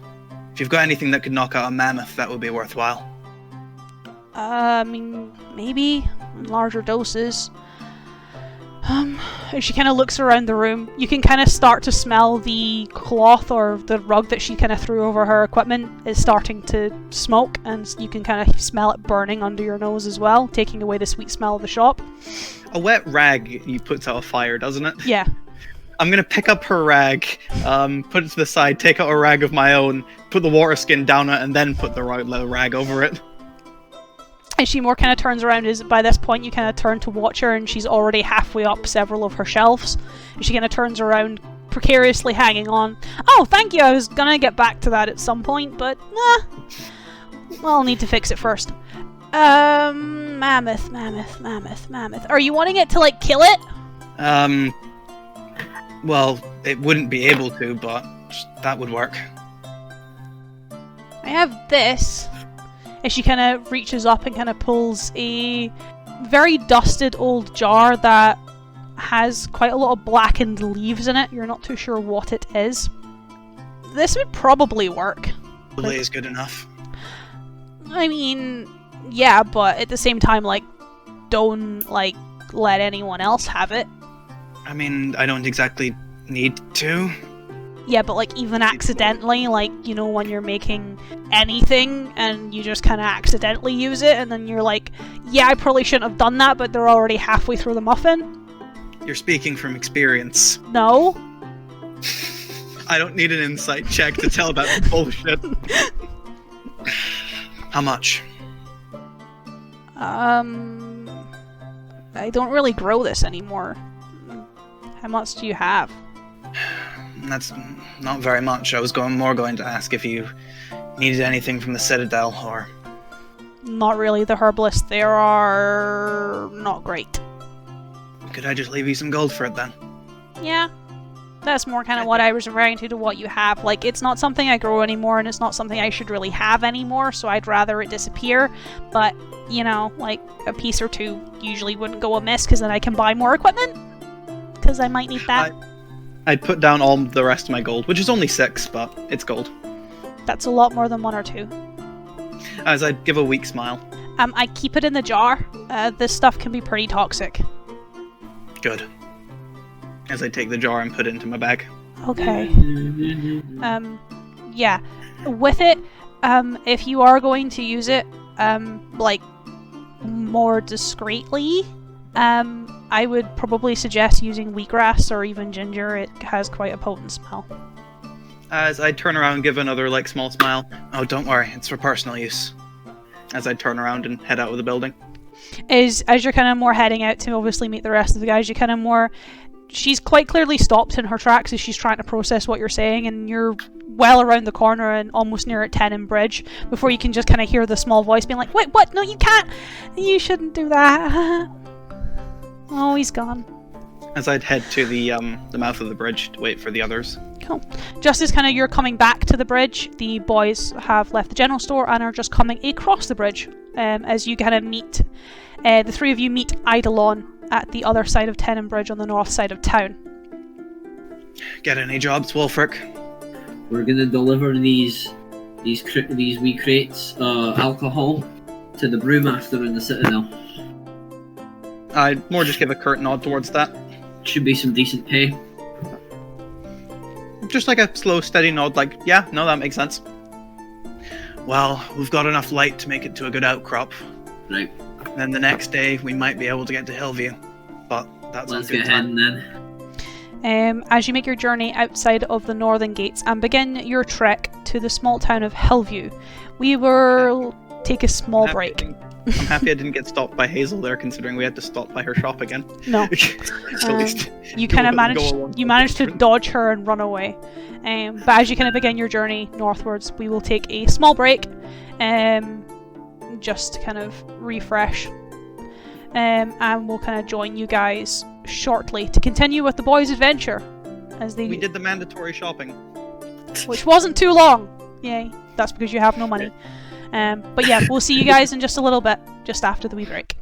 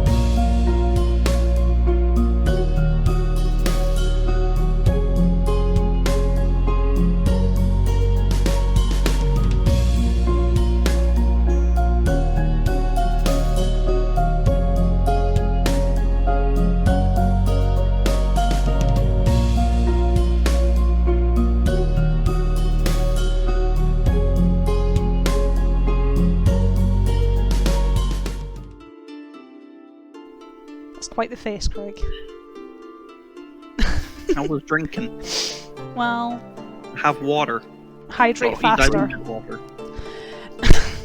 Yeah, everyone, welcome back from the break. We just kind of needed top up of liquids more than anything else this time. Paul didn't need to eat this time. But we're just going to kind of hop straight back into it as the party begin their journey towards Hillview. Now, during the day, kind of the last few hours of light that you have travelling from the afternoon down the road, nothing significant happens. You have quite a peaceful journey, you have quite a quiet journey, and unless you guys kind of want to discuss anything in particular, I imagine it is small talk until camp for the evening. Yeah, that sounds about right.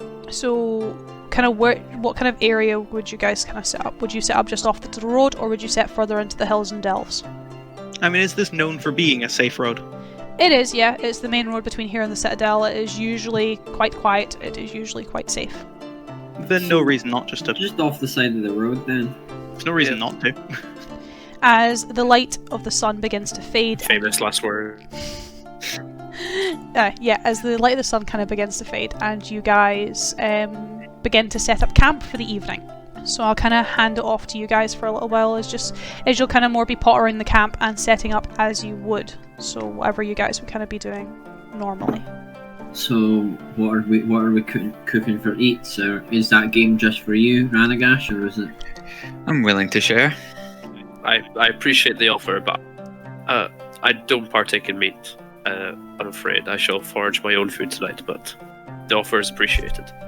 As they're all setting up camp, Eidolon would more just take a few, maybe 1 to 2 minutes, out of camp, more just circle around the area, make sure it all looks okay. Give me... No dangerous animals nesting in the area. I suppose give me either an investigation or a perception. I feel perception's probably going to be my best bet. Yeah.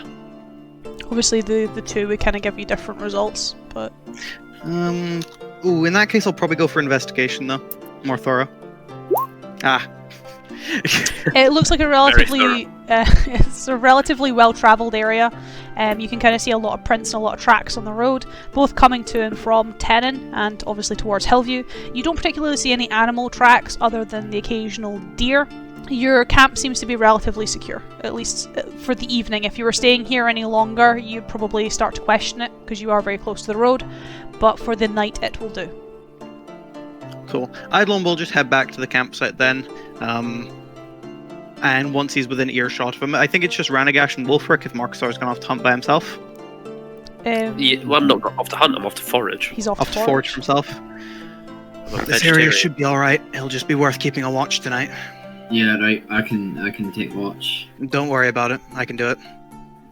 As he's more head off to the side and find a rather clear bit in the ground. So you're a wizard, right, Ranagash?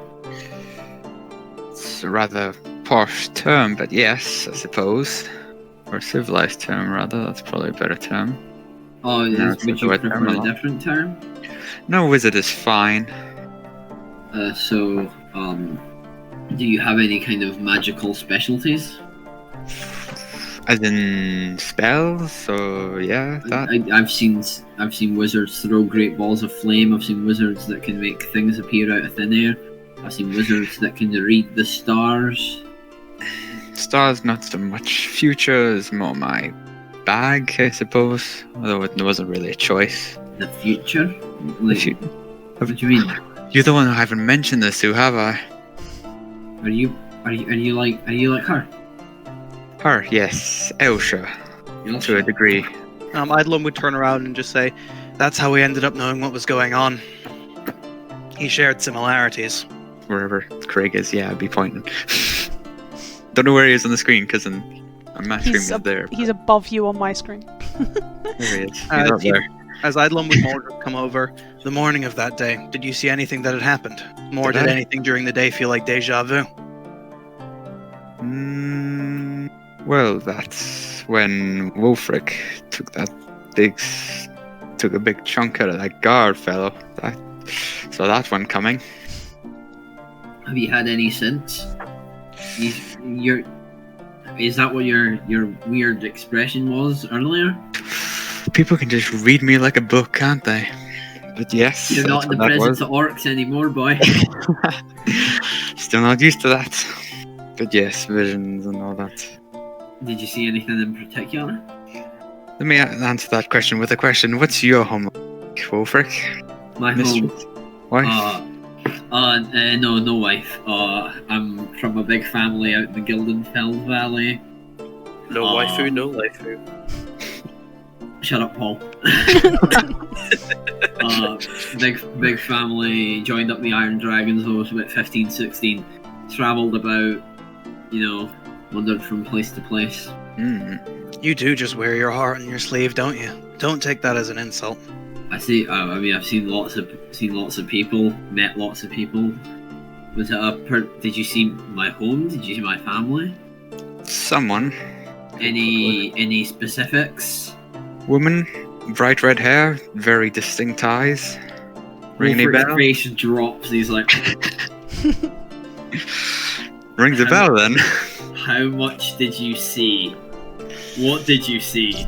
Not an awful lot.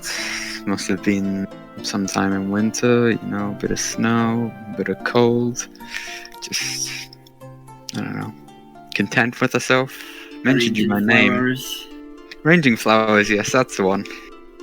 God knows how she managed that in winter, but Oh, she's dead skilled with it. And then I snuck up on her or something. yes, indeed. Who Her is this? name's Sophia. Sophia. Important? Close? She is to me. I'm not sure if I am to her anymore. We had an on again, off again thing in Thornsguard. I was too chicken shit to push it further, but hey, if we go back there, we'll see. You've got the rest of your life ahead of you. Yeah, You got time. all the time in the world apparently. Well, if I see anything that involves you two again, I'll let you know. Now, depending on what you see, if you can see the past as well, you keep that to yourself. Depending on what you see. I understand boundaries. I'd give I'd just sort of like lock eye contact with Ranagash and just say, mess with him. Swear to God, boy. But in more future terms, in terms of the place we're going, I have found the possible location of a man I'm looking for. That was quick. I asked the blacksmith, which is the best person to ask when you're looking for a mercenary. The next best place would be a pub. Who are you looking for then? I'm looking for the remaining members of the Iron Dragons. Remaining? I thought you were an established band. Yes, we are. I don't know where they went, because we certainly weren't wiped out by that thing. Raises an eyebrow to that. You sound like you've got a story to tell. As he'd prop himself up and start making a fire to give you your chance. We were escorting this noble carriage, local lord, through the mountains by Stonetooth Gorge. Read about it. Never seen it.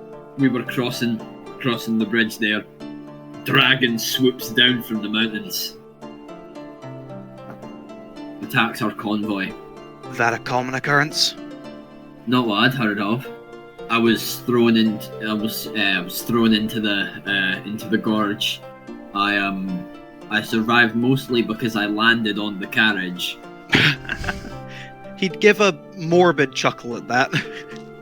And I've been looking for. I got back up there and they were gone. A sad quest you're on, but respectable. I'm looking for, and I've found one of the members, a man named Hrafen Gabler.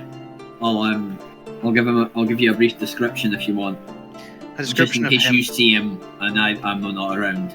Short blonde hair, brown eyes, and the most notable thing is he's got a scar, and he kind of like points with his hand. It goes straight up through his lip that looks like it's been cleft in twain. I'll keep an eye out. Though, can you describe something else for me? Yes. And feel free to ignore the question if it probes too deep. The dragon, what did it look like? I could have sworn that it breathed frost, but there was a weird ichor. Eidolon would stop making the fire for only a split second before continuing to make the fire. It was like nothing I had ever seen. It was there were a couple of us dead, and the creature, sure it was a dragon, but there were these weird black tendrils, and all the bodies were charred with ooze. Yeah, again, when you continue, it's much more of a visible pause rather than just a stop, and then just, okay, and then probably finish up with the fire. Does that sound familiar to you? No, wouldn't say so. Just strange. Certainly was. I plan to find that creature and kill it. I wish you luck with your endeavor. I hope you're able to. I sure hope I am. I have no doubt in my mind that I can.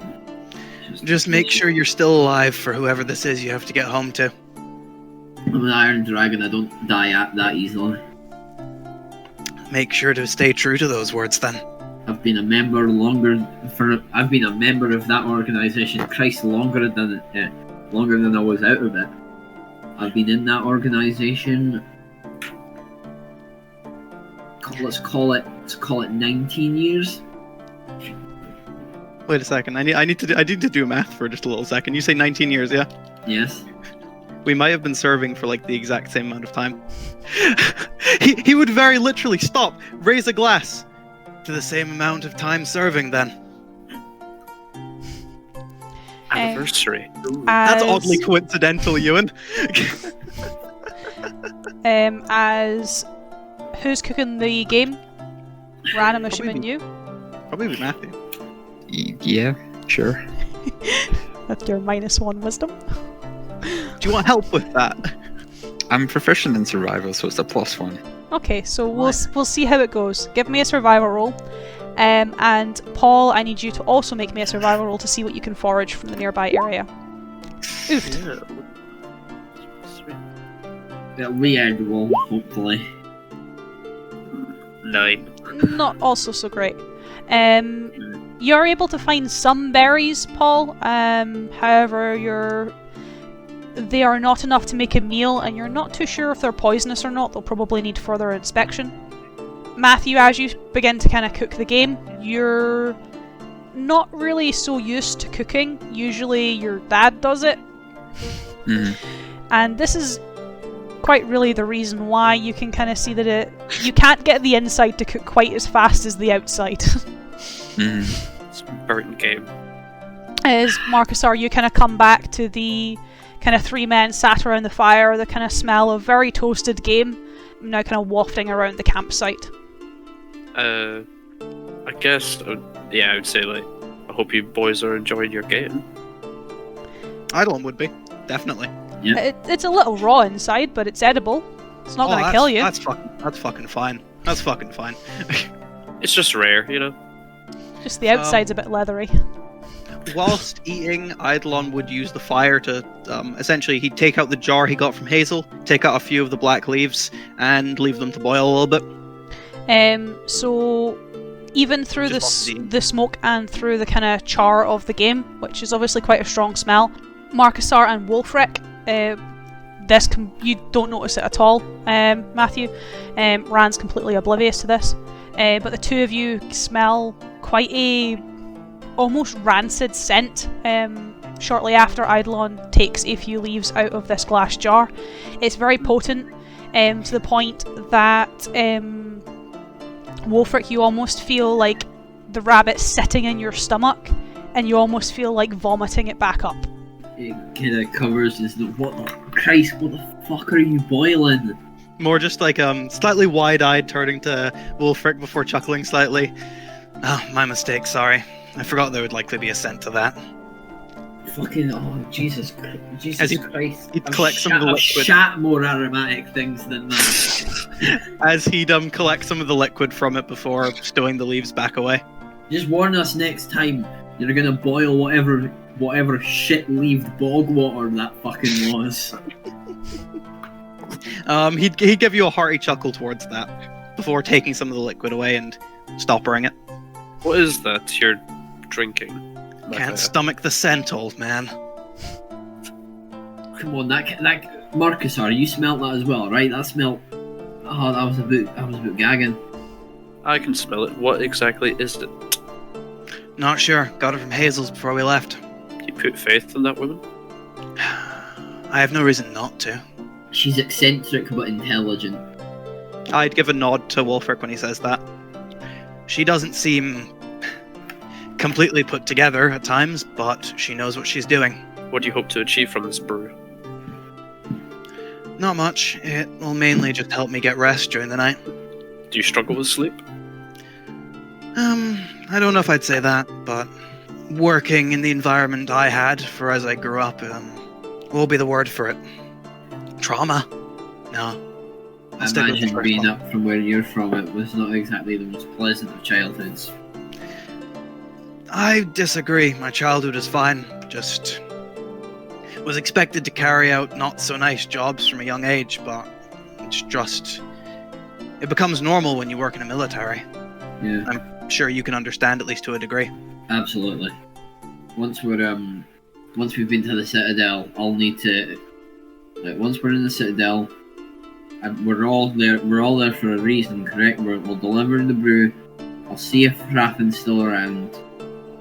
Eidolon, you seem to be pursuing something in this direction.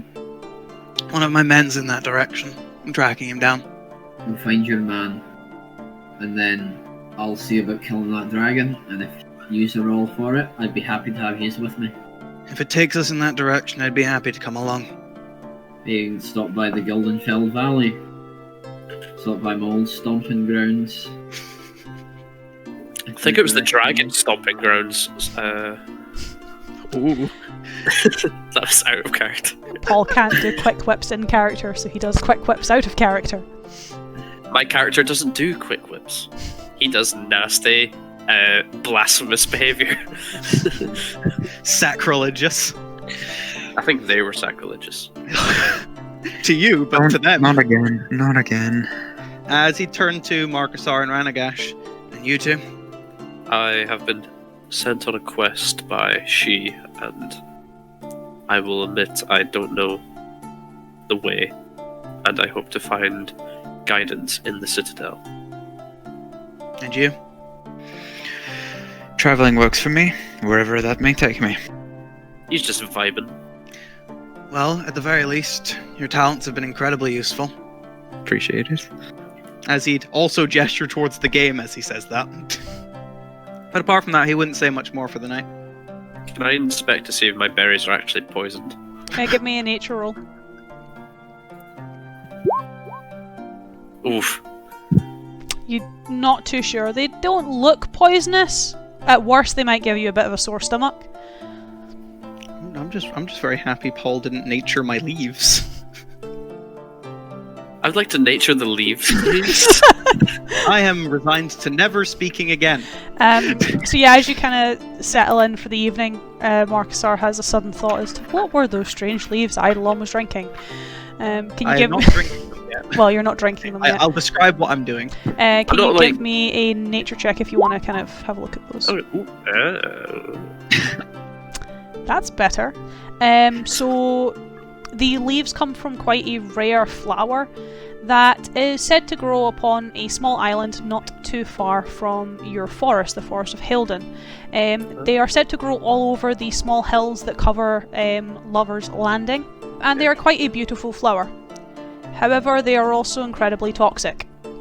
These flowers, essentially their stems and their leaves secrete an ichor that could quite quickly and quite deftly fell anything it touches, nevertheless ingesting it. One of the reasons maybe people don't come back from Lover's Landing is obviously they're subjected to the ichor of these flowers, but for you these are more of a poison than perhaps a more sleeping remedy, as Eidolon kind of told you. I think Marcusar would keep that to himself, literally. But yeah, you kind of all retire for the evening. I think Marcusar wouldn't eat the berries, because he was just not sure at all. Unsure of berries, so puts berries in pockets, perhaps for later. Should I just Does he not have the funny spell? Does he not have the good berry? I don't have good berry. Oh, good berry's a good one. You can prepare it in the morning. It would also be a great spell for you, Paul, because you can just make your own food, and it sustains you for the whole day. And it's just like berries. Good berry would be quite handy for Marcusar, considering he doesn't usually partake in like a lot of Yeah. animal produce. I can Also, screw up. it doesn't do much healing, but it is a single point of healing. Yeah. It's Like- more the sustenance part of it. Like, you're not going to starve if you've got the berries on you. If I was if I was like down to like no HP, could they I are- just shovel some you dirt could into my just- mouth and run? just shovel the berries. But no, they are quite good for more sustenance. I'd recommend them for Marcusar. It would very much fit his character. Noted. But you are very welcome to describe what Eidolon would be doing that night, as he doesn't particularly have a standard evening routine. Yeah, so that's more what I'm going to go through, since everybody in the party would be visible to it. I would be able to find a log more just to pull over, right? Just more to sit on. They would be kind of more moss covered, as it's more like small trees that have probably been cleared to make the road. So as the party are probably setting up their bedrolls, I presume. I will go get a log, pull it over, more take a seat on it, and you'd see him open up his bag and pull out like a... Oh, what are they, like how do you pronounce it? It's like almost like a piton or a stake. So it's like Piton, a... that's- Titan. It looks like a long, almost metal spiked end with a ring loop at the top of it. As he'd more take it, slam it into the ground, he'd more just take out like some small equipment, hammer it into the ground, looking with the intent of never taking this back out the ground again, before reaching back into his satchel and taking out a pair of manacles, before attaching one to his left arm and attaching it to the ring loop before taking a key and locking it, and more just chucking the key behind him. Before, now that he has the option to do so, he'd reach out, take some of the liquid that he got from the black leaves, take out his knife, put it against his arm, carve into one of the veins, on the manacled arm of course, and more just start letting the liquid pour into his bloodstream, before reaching up, taking one of the belts and just fastening it tight. As he'd more just sit rather casually, take his right arm as he leans onto the log, and more just sits, watching the road.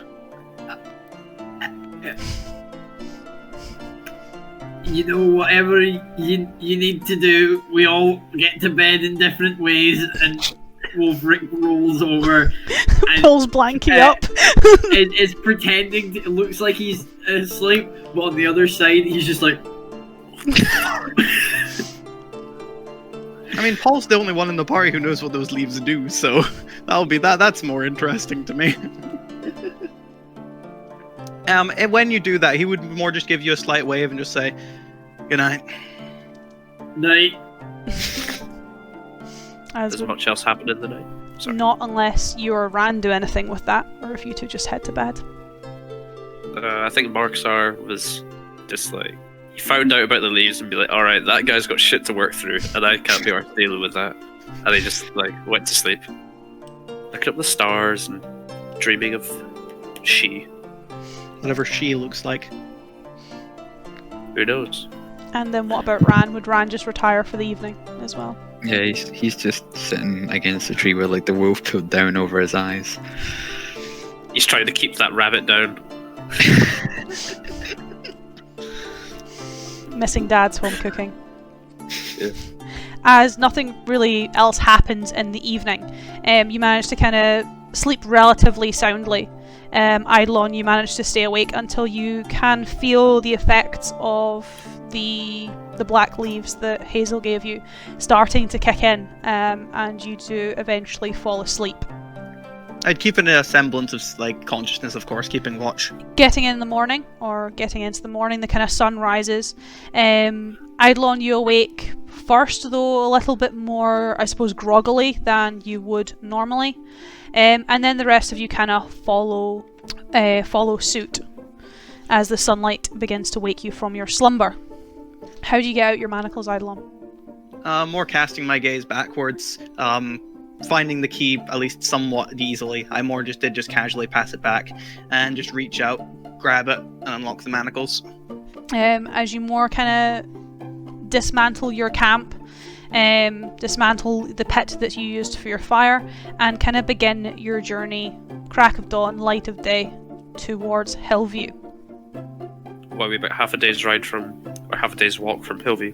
Yep, not too far at all, at least in the grand scheme of things. As you kind of make your way, travelling perhaps for about an hour or two, maybe a little bit longer, the kind of greenery of Tenon slowly kind of disappearing and turning more and more into rolling farmland, where you can kind of see a small scattering of barns, silos, and even some small houses starting to dot the countryside. Does Marcus R see any livestock? No, a lot of it seems to be grazing grounds. Okay, that's good, I guess. For like, or I say not grazing grounds, like growing grounds, like for wheats, for Crops rye. and whatnot. It seems to be a lot of crop land in comparison to grazing land. However, as you kind of start to break into, I suppose, the more farming countryside, as you're coming down the road, you come across a broken carriage. It is kind of almost veered off slightly. You can see its tracks and almost buried into the kind of dirt road, and you can kind of see it snap, or part of it has snapped off, and it's kind of veered into a ditch on the side. There is no horse and no rider, though you can see quite a lot of muddled and deepened tracks upon the ground, though on cursory glance you cannot discern anything from them. What do you guys do, if anything? I'd like to inspect them. Give me a wee investigation.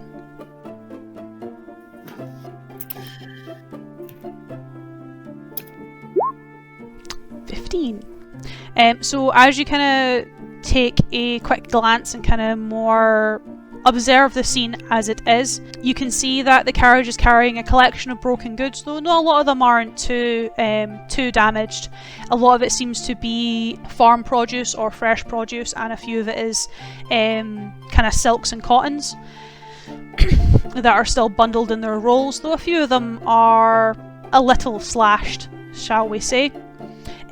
Taking a closer look at the tracks as you're kind of more closely examining them, you can see a mixture of tracks from both the horse that seems to have been broken loose from the cart, most likely when it veered off into the ditch, and that kind of runs off into a nearby field, followed by the tracks of a man quite quickly on his heels, most likely threw himself off the cart to chase after his beast, and then muddled around the cart, both in paw prints on the cart and then around the cart you can see quite large dog tracks. Though as you are kind of starting to kind of more taking a stop just to have a look and investigate,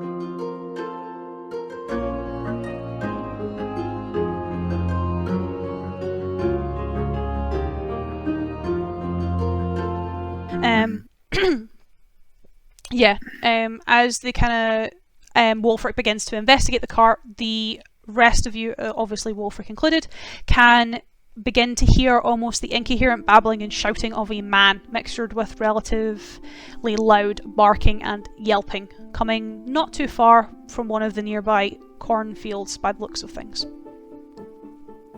Just casting a gaze off, can I see anything? The crops are too high, though with your passive perception you will be able to see a break in the field, quite a few breaks actually, a relatively larger one and then perhaps 2 or 3 smaller ones, as if something was running and being chased through the fields. Head into the fields. More just calling after him, just don't break the bottles. I put them down by the cart. Wolfric stops, turns round, puts the crate down, runs. As for the rest of you, you kind of follow Wolfric into the fields. Yep. As I just look at the crate, just like, What do you take that while I shout back, what do you take that while I chase? while I'd you give Longwood chase. sigh, pick it up with one arm, and just move into the field with him. As you kind of move into the fields through the the corn plants and towards a kind of small break in the fields where you can kind of see some broken fencing, smashed and shattered. You can see more just kind of cropping over another ditch is a relatively panicked horse. It doesn't look like it's in the best condition, though it is still standing. You can hear it braying and it doesn't sound great. Standing in front of it, holding most likely one of the fence posts, is a similarly panicked man, now swinging the fence post at 3 relatively large wolves that are attempting to encircle him, though he's managing to keep them back with his loud shouting and his swinging of the wood. I can tell they're wolves, right? I can tell these are wild animals. They want to numb the man and the horse. I'm gonna run up and swing at one of the... Cool. So, wolves. give me an I'm attack going to roll. use Thorn Whip. I'm going to use Thorn Whip and catch that. Oh yeah, because it's Okay, the so natural what I world. need you to do is, Ewan, I need you to roll me initiative. Paul, roll me initiative. Okay. Because we need to see who manages to hit first. Oof. Okay, so Let's Ewan, go. you will be able to get your hit off first, so I need you to roll me an attack roll. And because this is technically a surprise, I'll give you advantage. Because obviously the doggos don't know you're here. What I'll do is I'll just roll them individually. So either of those would have hit, so if you roll me some damage. Marks are so pissed right now. So that's 11 damage. That's Wait. I would like to. What are you chucking at the creature, by the way? I'm not chucking anything. I'm swinging my. Ah, okay. He's basically running up and smacking it to essentially attempt to cleave it. I get it now. Add an extra 8 points of damage. Nice. Can you give me a wisdom saving throw? I can try. Livid. 8. It is now frightened. As I bring my take out the axe. I bring it across its back. I catch it in the eye and I just go. You better get running, mutt. To which case, Marcusar, can you give me a spell attack roll? That's my plus again now. What are we doing, Ranagash? Or are we just vibing watching this happen? You'll be Yeah, watching that's this happen, and you can. Oh my gosh, it's just not my day. Nope. It is. So Wolfric, as you swing, kind of take it back, kind of more confronting this wolf, you can kind of start to see it whimper. Out of the corner of your eye, you see a. Well, is your thorn whip very traditional? Is it like a whip of rose thorns? Yeah, that's what I was thinking. So you can kind of see this almost thorny tendril lash out from behind you. It just kind of brushes the side of you, almost trying to entangle the head of your axe, though it skims the blade and you kind of just watch as your axe severs it in half. And kind of as you take almost like a double take sight backwards, you can kind of just see Marcusar casting. But what I need the 4 of you to do for me now is roll initiative.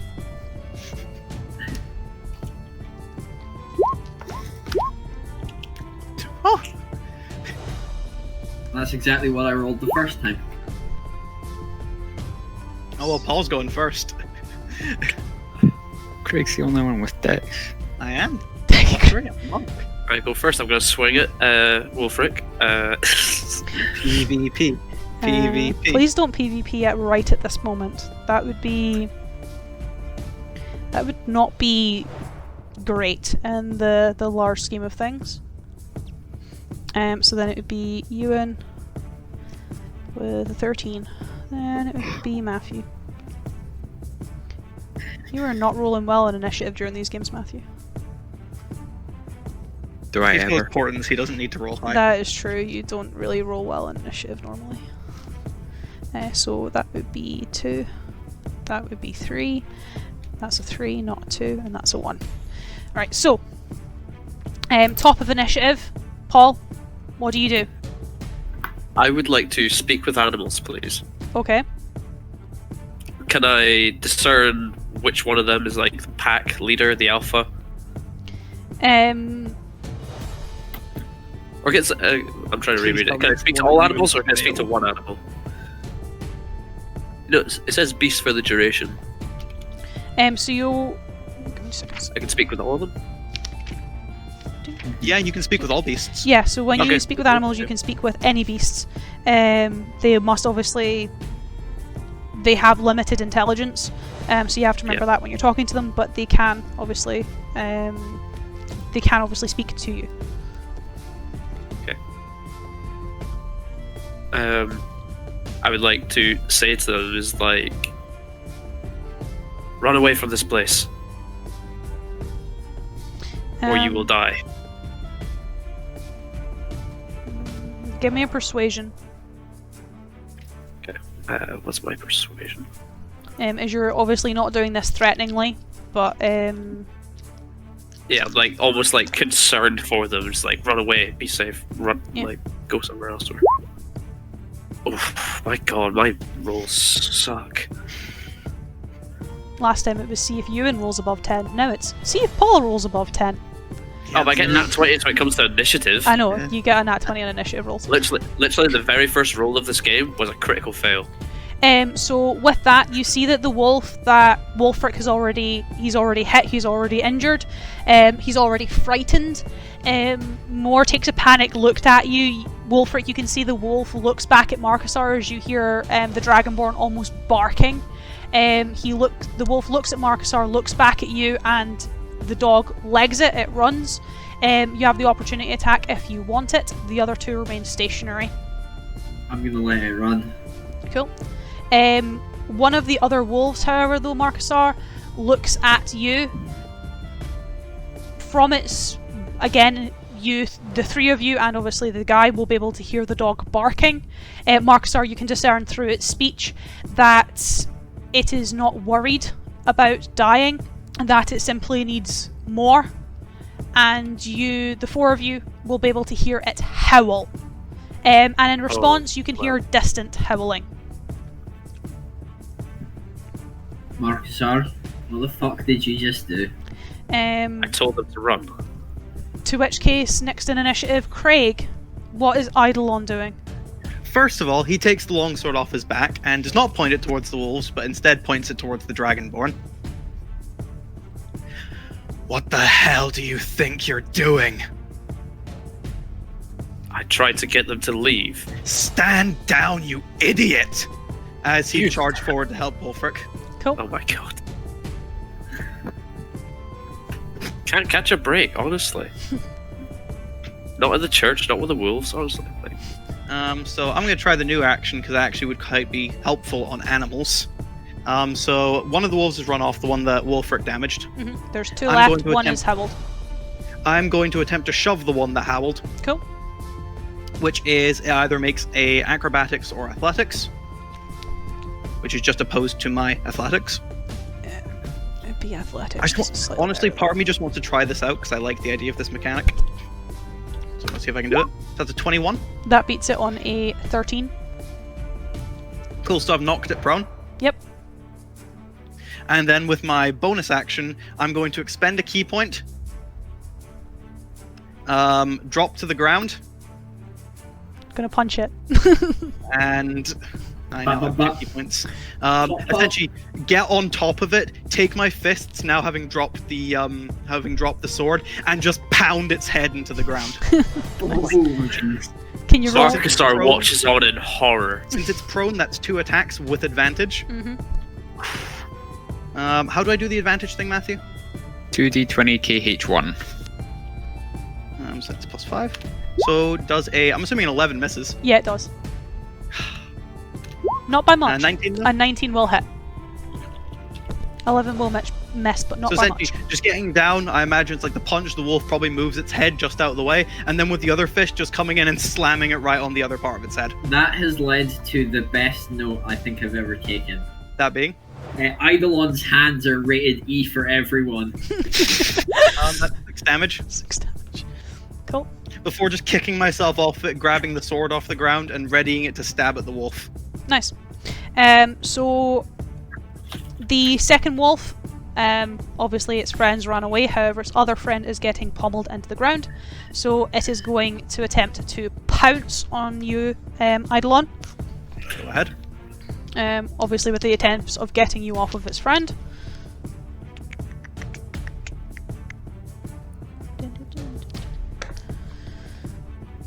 Math. Does a 22 hit? No, 23. Oh, shockingly, yes. Cool. I need you to make me a strength save. Oh no, I'm not too great at these. It's okay, the DC is not that high. Doesn't help that I'm not that great at these. 17. Cool, you pass.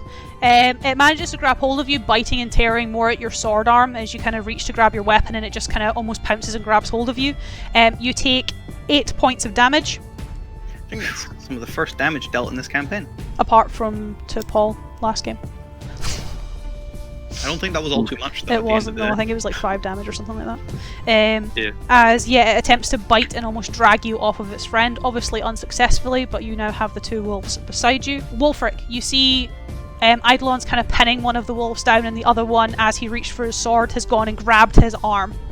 And is now Just imagine my foot on the neck of the wolf on the ground. I'm going to I'm going to bring my axe down on the one that's attempting to pounce on him. Cool. Give me an attack roll. Just whilst this is happening, how does the man look? He looks thankful. He's kind of cheering you on. He's still trying to... Miss. It does, yes. He's still trying to protect his horse. He's not really getting involved, though seeing what you guys are wielding in comparison to what he's wielding, it kind of looks like he's making the wise decision to kind of stay back. I don't anticipate other combats today. I'm going to action surge, Okay. and I'm going to use my bonus action to expend the superiority dice. It's slash R 1d20 KH1, and then we add our modifier after. 2d20 KH1, yeah. Yeah. Which one are you attacking? The one on the ground? No, the one attempting to pounce on you. The one that's kind of got your arm. And I'm using my bonus action to expend another superiority die for a fainting attack, which gives me advantage. Ooh, nice. So Yeah. that is it. That is, I didn't do that correctly, but that's a 23.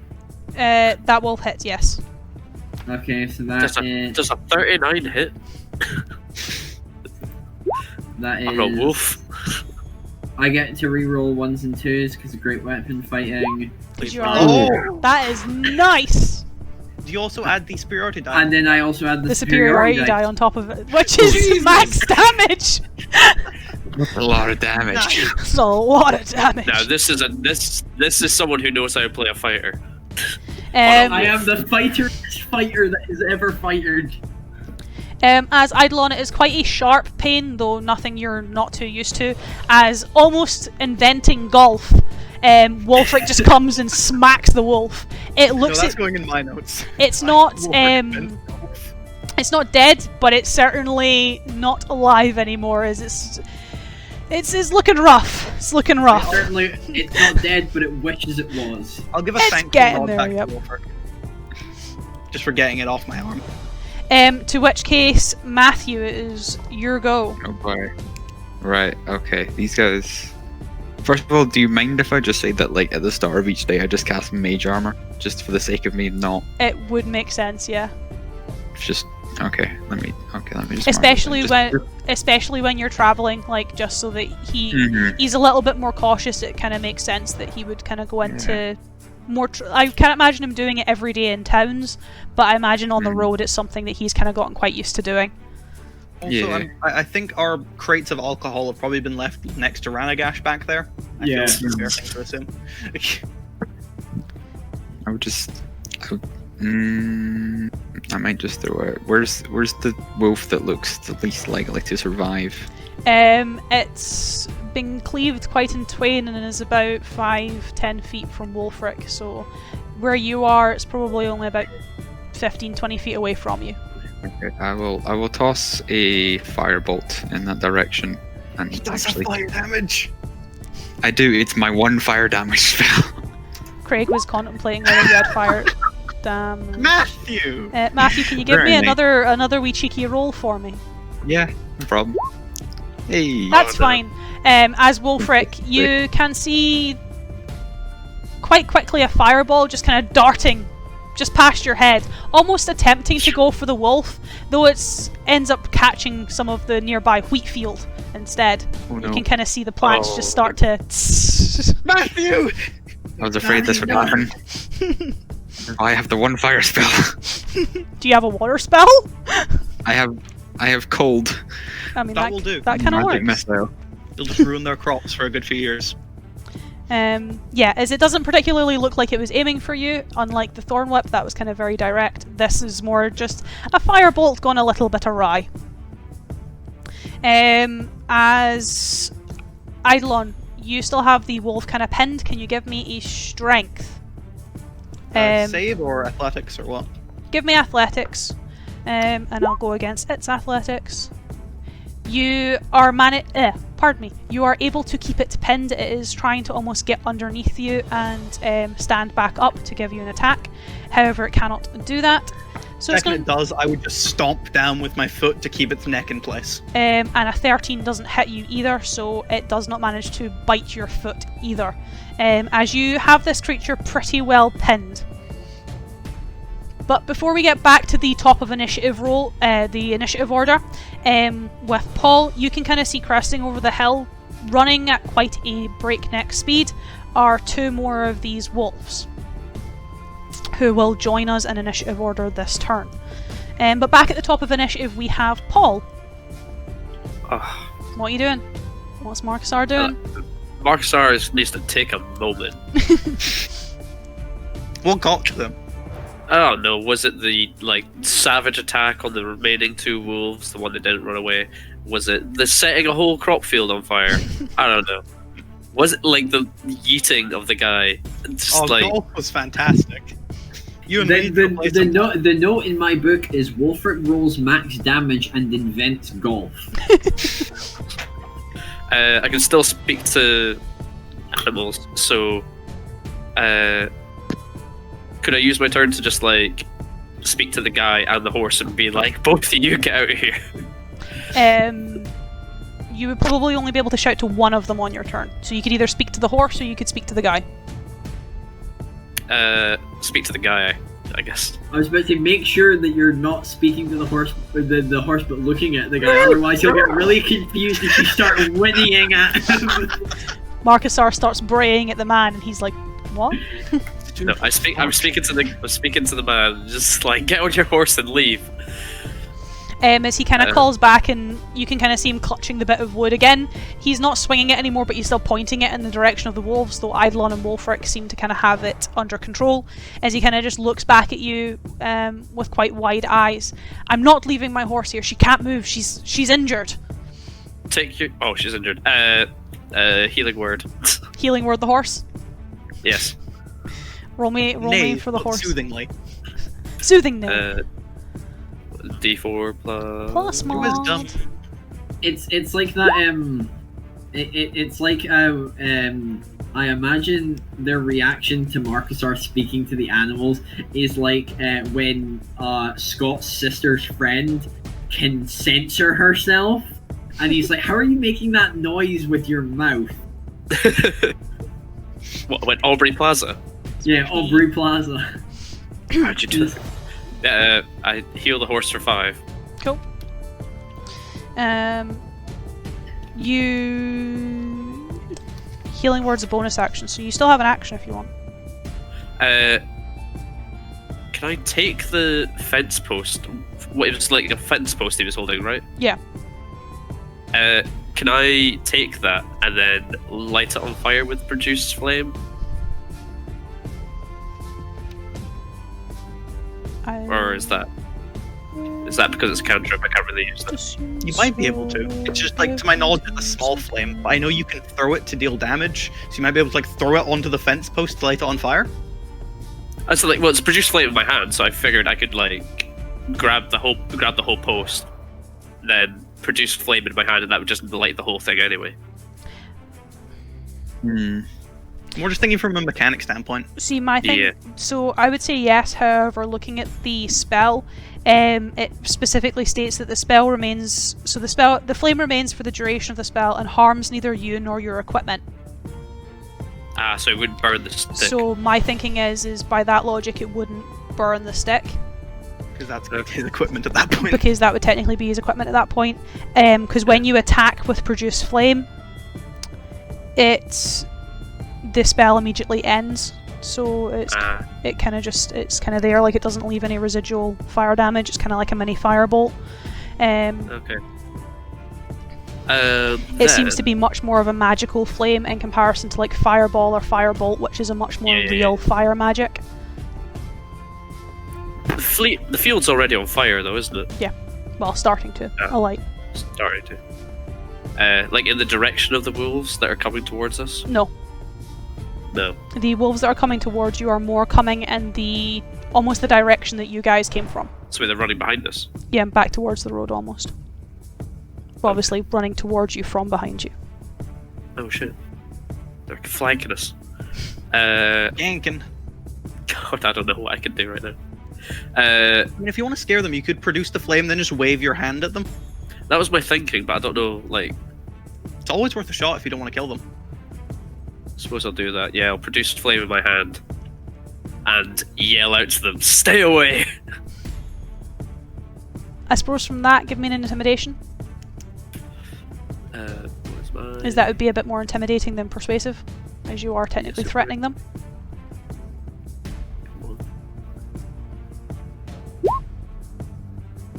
Something good! It's not that good. It's close, it was a 10. It's not above 10. As you're not too sure if your threats have quite gotten through. At least it's definitely not gotten through to the two that are already attacking Wolfric and Eidolon. However, the two that are running, you're not too sure if your message is getting to them yet. Maybe they didn't hear it. They're too far away. As Eidolon, it is your go. Is it still squirming and trying to bite me? Yes.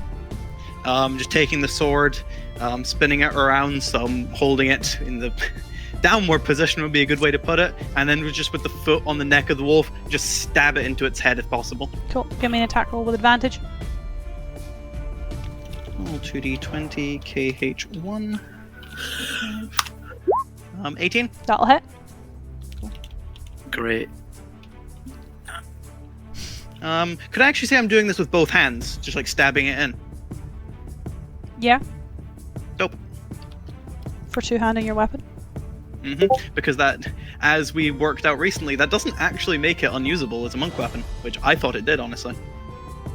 Was the wolf crying out while he does this? I mean, Pinned to the ground. yes, it's gonna hurt. Oh, that's pish. Doesn't hurt that much, but it still hurts. As probably just missing its head, stab it into probably more of its shoulder. Yeah, like you kind of almost get the fat of its neck. As with the sword lodged in it, putting one hand on it, taking my other hand, I'm just gonna use a bonus action to punch it again.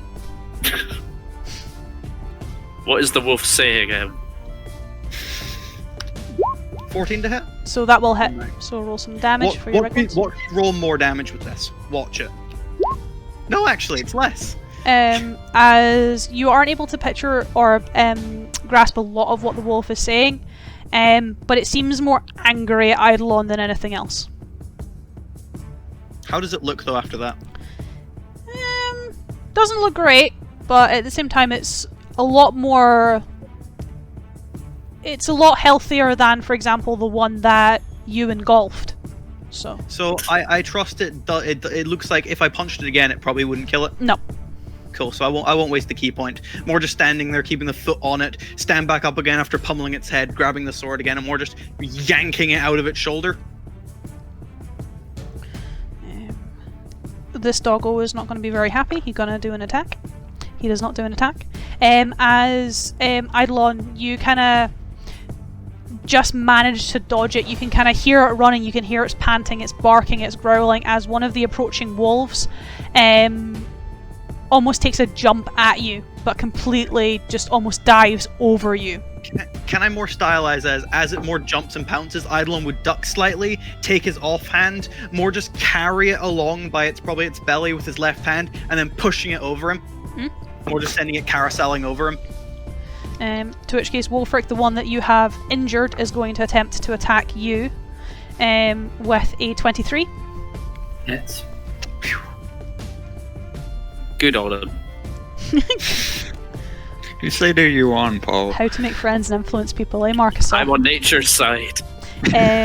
As you take 11 damage, as this thing, almost like its last stand, runs at you and takes a jump, almost using your axe to climb up you as it almost bites onto your shoulder and latches itself to you.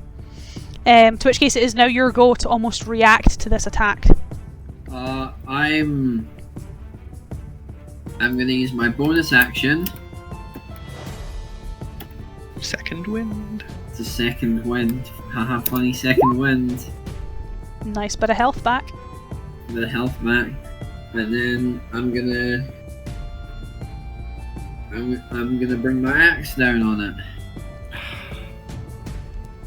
Give it a swing. Let's get this wolf dead. Let's get it dead. It should be. That will hit. Max damage. Let's Wow, go. you're good at rolling damage. What is it with him and damage? How do you want to kill it? I imagine as it comes straight for me, I sight it it bites into me, so I like shoulder check it back. I imagine it like turns slightly, and I Crunch. chop its head off. Clean cut, straight through. Not even a sound almost until the head actually hits the ground. He takes good care of his axe, lads. You should too. That's a good axe. That's sexy proper axe. weapon maintenance for you. That smith he knew years ago. He's pretty good. Just kind of flick out the blade. Ewan should just roll damage for all of us now. I mean, he designed Wolfric to kind of be the more heavy hitter, so at least he's living up to it being the heavy hitter. Matthew. No. Right, so Set the field off fire. don't remind me. The two wolves that are flanking us, are they like visible at the moment? So one of them is still running. It looks like it is likely going to attack either Wolfric or Eidolon, as they're dealing the most damage to their friends. One of them had already arrived and attempted to attack Eidolon and failed, and then there is obviously the already injured wolf that is still pressed under Eidolon's boot. Right. So I think I'll just do what I did and just pick the most damage and attempt to finish it, and hopefully it goes better. Is that the one under my feet, or That would be the one under your feet, yes. would that have disadvantage because it's a ranged attack and it's prone? Technically, yes. I can work with that. You might just want to shoot the other one because I could finish this one off on my turn. All right. Which one is the next most damaged? You get hasn't been damaged. you get your choice because neither of them have been hit. I did just yeet one over myself if you want to hit that one. Which one's closest to me? The one that is still running towards you. Right. I will attack that one then. Let's see if this goes better. No. No. As another I fireball couldn't goes see it astray. once. However, positives, this one doesn't hit any of the crop fields. It more creates a Nice. second sun in the sky until it dissipates and Fair. dissolves. Very nice. And I don't think I have bonus actions, so that'll be me. As Eidolon, can you give me a athletics against this I've been- wolf? Rolling well, so I hope I keep it up. Oh, 21. It is still pinned. And that is a 13 to attempt to bite you as you're kind of almost restraining it, so it still cannot get a hold of you. If it goes for the bite, I'll lift the foot off for a second and then just kick it in its jaw and replant the foot back down. As I'm going to give this guy a little intelligence check. That's not too bad. He doesn't get advantage though. As Ranagash, sorry I forgot your character's name, Matthew. The wolf that you did attempt to fireball is going Alright. to more veer off its course and attempt to attack you, as it manages to work out that your fireball wasn't stray and you were attempting to attack it. Okay, can I give it the 3? Can I give it the 3? I say You- please. You can give it the 3. So There we using go. the 3, it only makes an 8, which obviously doesn't hit you. I'm hoping. Yep. Yes. You saw yourself getting attacked by a wolf. That must have been kind of weird. As prior to that morning, you had a strange sense of deja vu that at some point today you might have been attacked by a doggo, and you were Yeah. managed to almost sidestep out of the way. It comes Yeah. so close, but you managed to get Yeah. out of the way. Yeah, saw it coming. Portents are helpful sometimes. You know, those little Oh, weird yeah. deja vu moments. But back at top of initiative order, it is you, Paul. The wolves seem to be ignoring you. They almost seem to be focusing their attention, at least at this moment, on Eidolon, and you can kind of see off in the distance just to where you were. One is also trying to attack and beginning to encircle Ranagash. Okay. I would like to use my breath weapon. I just want to howl as loud and as vicious as I possibly can into the sky, in a sense to scare them off. Like, this is like, I am to be feared. Okay, so you're not actually attacking anyone with your breath weapon, you're more No, using it for I'm- the intimidation factor. Yes. So give me an intimidation with advantage, considering you have that. You have a lightning breath? Blue's lightning. Yes. I've always mixed up my dragonborns. Oh, 60. I mean, you didn't really, Is need to roll. Maybe, Oh yeah, because it's maybe not a plus attack. 2. Plus 2, Maybe. so it would be an 18. Yes. Cool. 18 for intimidation. 1, 2, 3. My bonus. 1, 2. There's only 3 left. Okay, so in terms of what I rolled, using their charisma, I rolled a 10, a Yes. 18, Swell. and a nat 20. So most of them are okay. Most of them are fine.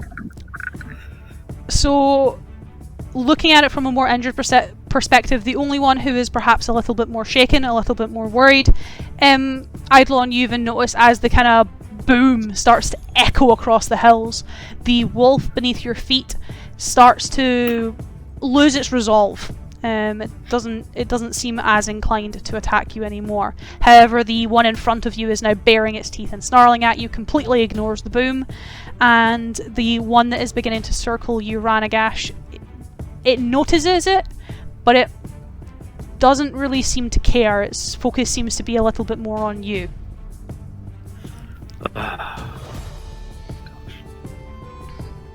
As Craig, I'll do something useful eventually. Does it look like a well-placed stab could probably kill this thing?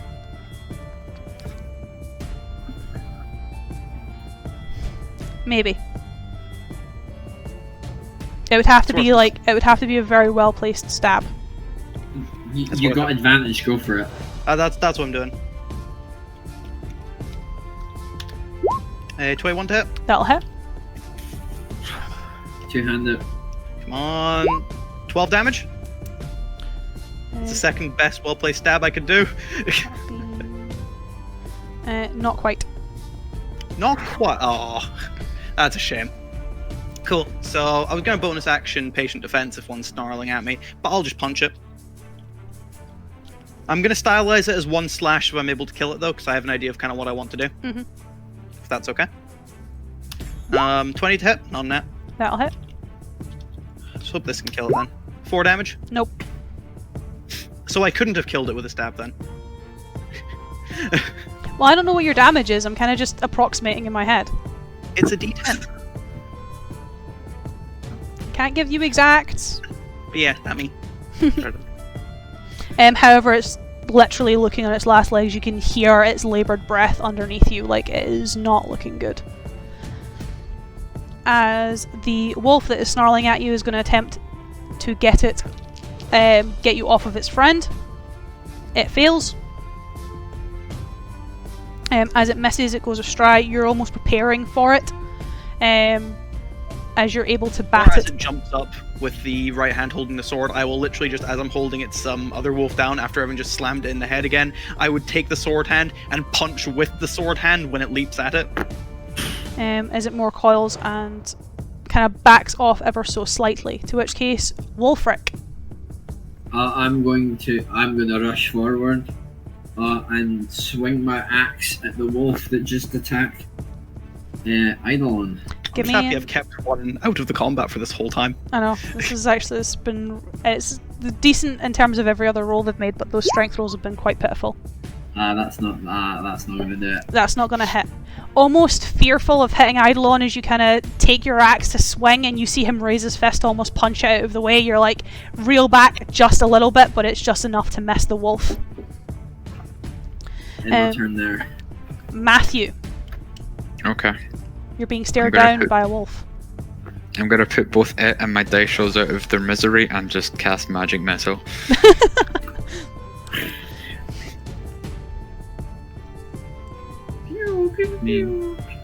3d4 plus 3. That much. 9 damage. It looks shaken, it looks a little bit uncomfortable. Your damage obviously hits hard, but it looks more angry than injured. Oh boy.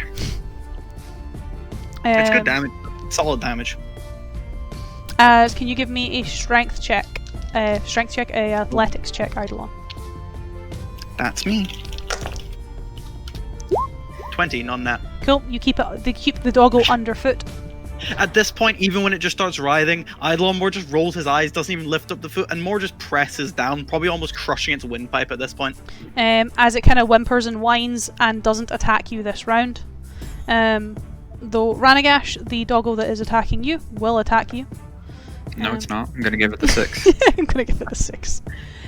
So that would turn it into a 11. I'm very glad I cast Mage Armor. As it kind of runs, darts, dodges, and you manage to deftly move out of the way again. Seems like your visions for today were very adamant that you were not getting hit with this wolf. Yeah. As top of initiative, we're back to Paul. So, which wolves are still alive? The wolf that is under Eidolon's foot is still alive, though it doesn't look like it's in the best condition. It pinned me by The wolf that is attacking Ranagash, it almost looks like the two of them are dancing at this point, with Ranagash almost predicting its movements. And then there is a third wolf that is kind of snarling at both Eidolon and Wolfric, though you're not too sure who it's going to attack, though it is completely at this point undamaged. I guess I would like to. I don't know. Literally, I've tried everything and none of it's worked. It's just an unfortunate rolls, man. Yeah, Just the got dice hard. the dice have not been kind. Could just You haven't- heal like the horse again. Yeah, is the guy and the horse still here? The guy and the horse are still here. It's more a case of the horse doesn't really want to move. It's not so much that it's a bit less injured now, but at the same time it doesn't particularly want to run because there are a lot of still snarling teeth and it is scared. Okay. Oh god, I don't know what to do. I want to try something else, but I know it might be detrimental to some people. Would it be what Marcusar would do? That's I think so. That's the easiest way to play it if you're kind of looking at the situation. Is it's like, yeah, it might but might detriment the boys, but if it's something It'll that you detriment would the do, boys, and I think the wolves might turn on me as well, which is not what I want. they seem a little preoccupied, so you might get lucky. I like to cast Thunder Wave, originating like 15 foot cube out exactly from where I'm standing in all directions. I don't care who it hits. Okay. So Thunderwave is a con save, yes? Yes. Because I always think it's really weird because That's definitely gonna kill the wolf under me. Yeah. Thunderwave. Okay, so I need Rand. You're fine. Okay. Ewan, yep. Craig, I need one from you as well. Coolio. I then need What's your to spell save? horse. My spell save is. I'll wait for Greg to do it. I want to see if everyone passes or fails here. Wolves? So the 2 wolves got a 14 and a 13. The horse That's the. got a 6, and Oh, yeah, the dude got a 3. Oh yeah, I forgot about the horse and the dude. Well, you can't Not go so back good. now. Alright, everyone, apart from the wolves, fails. Okay. And we take 2d8 thunder damage. roll it.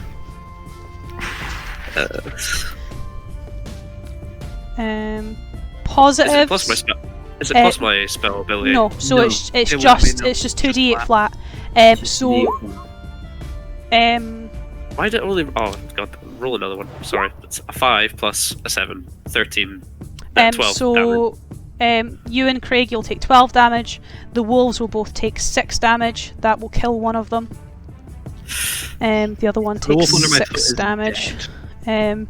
The horse takes 12 damage, which I need to check the health of a draft horse. It's already injured, and I had previously healed. So that's not looking great. And Ewan, are you thinking what I'm thinking? I need to check. The guy's dead, isn't he? I'll be 2 seconds. I'll be with The you in. The guy's dead. Be with you in 2 seconds. I need to double check something. Oh no.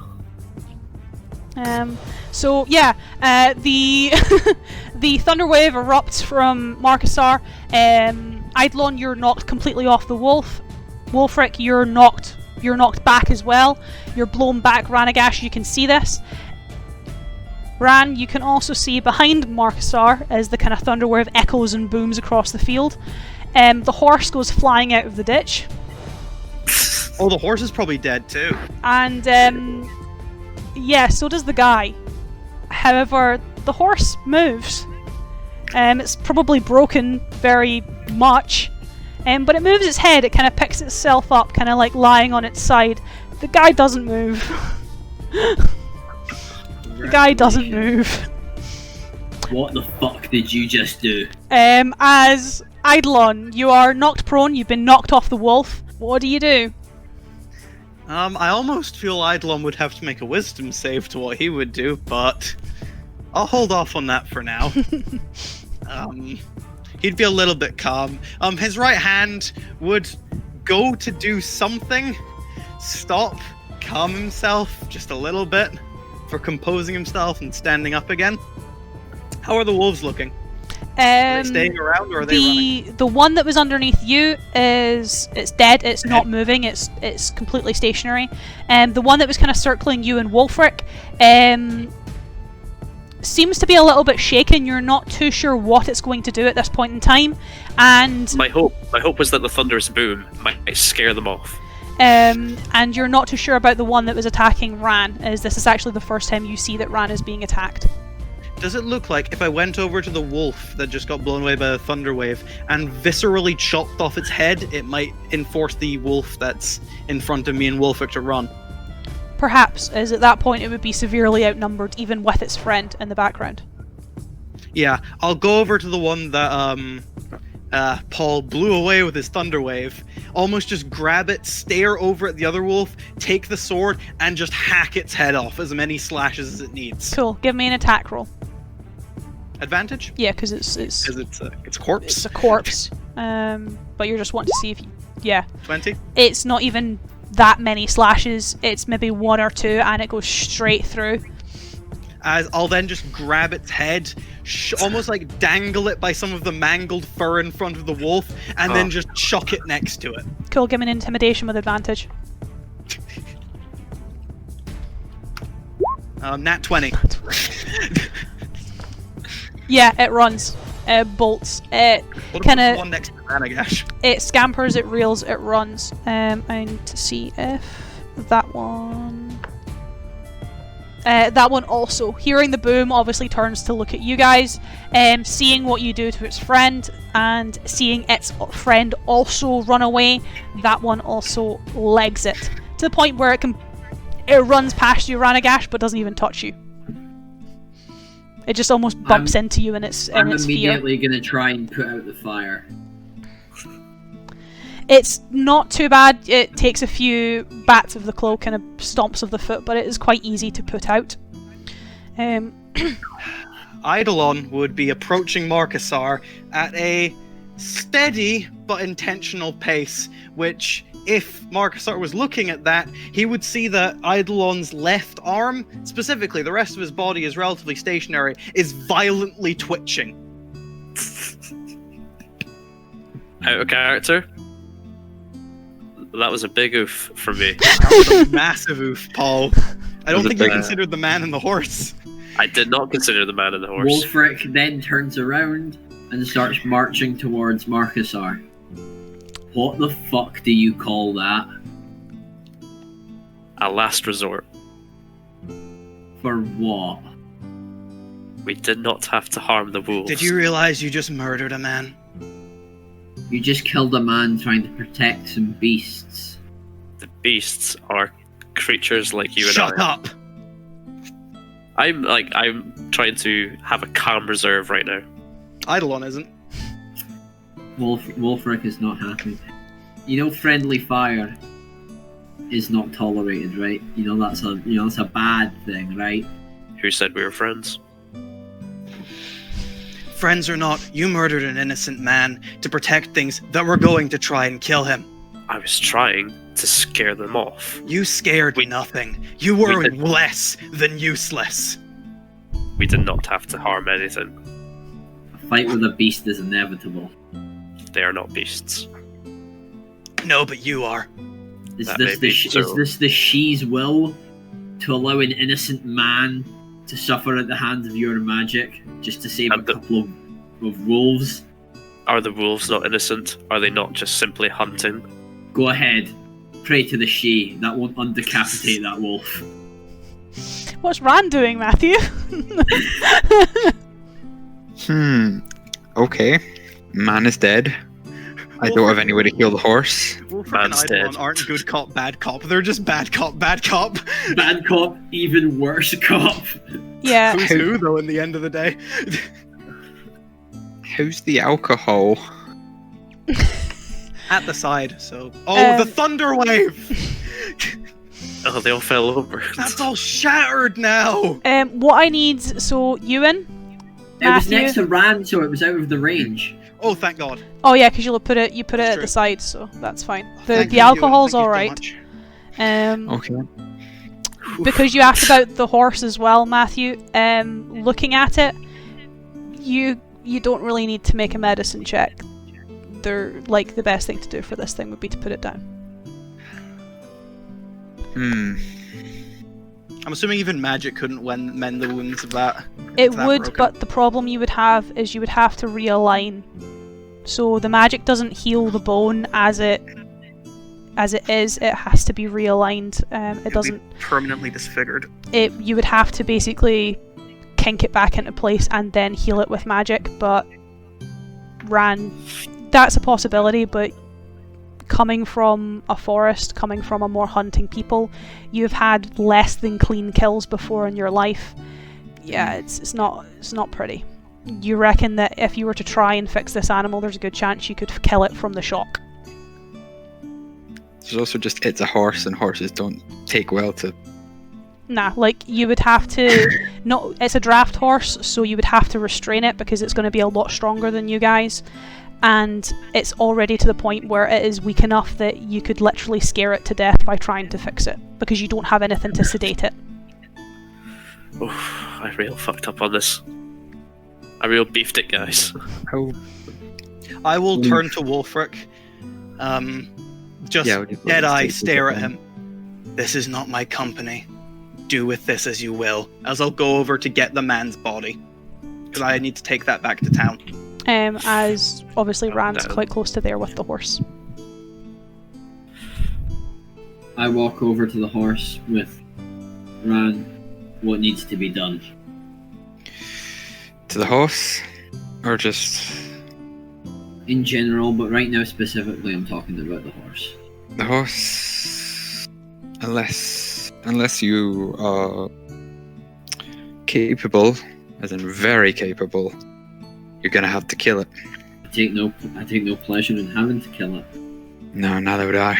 But we don't have the means to save it to this point. I'll make it quick. How's the man's body? It is in one piece. Measuring the wounds, as I've probably had to do before on corpses. Internal, mainly? Yeah, like, the only way I can describe the way that he's lying there is it's kind of like, I suppose, like in Skyrim, or like GTA, or even like The Witcher, or Fallout, when a body ragdolls. Oh. I'll go over to the man. I'm assuming his eyes are still wide in shock. Yeah. Close down the eyelids, hoist him up over the shoulder, turn to Wulfric and Ranagash. Can I ask you two to continue carrying the bottles?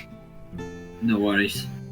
I raise my axe above my head. I wince slightly, and I take the horse's head off its shoulders. Give me an attack roll to see how clean the cut is. With advantage?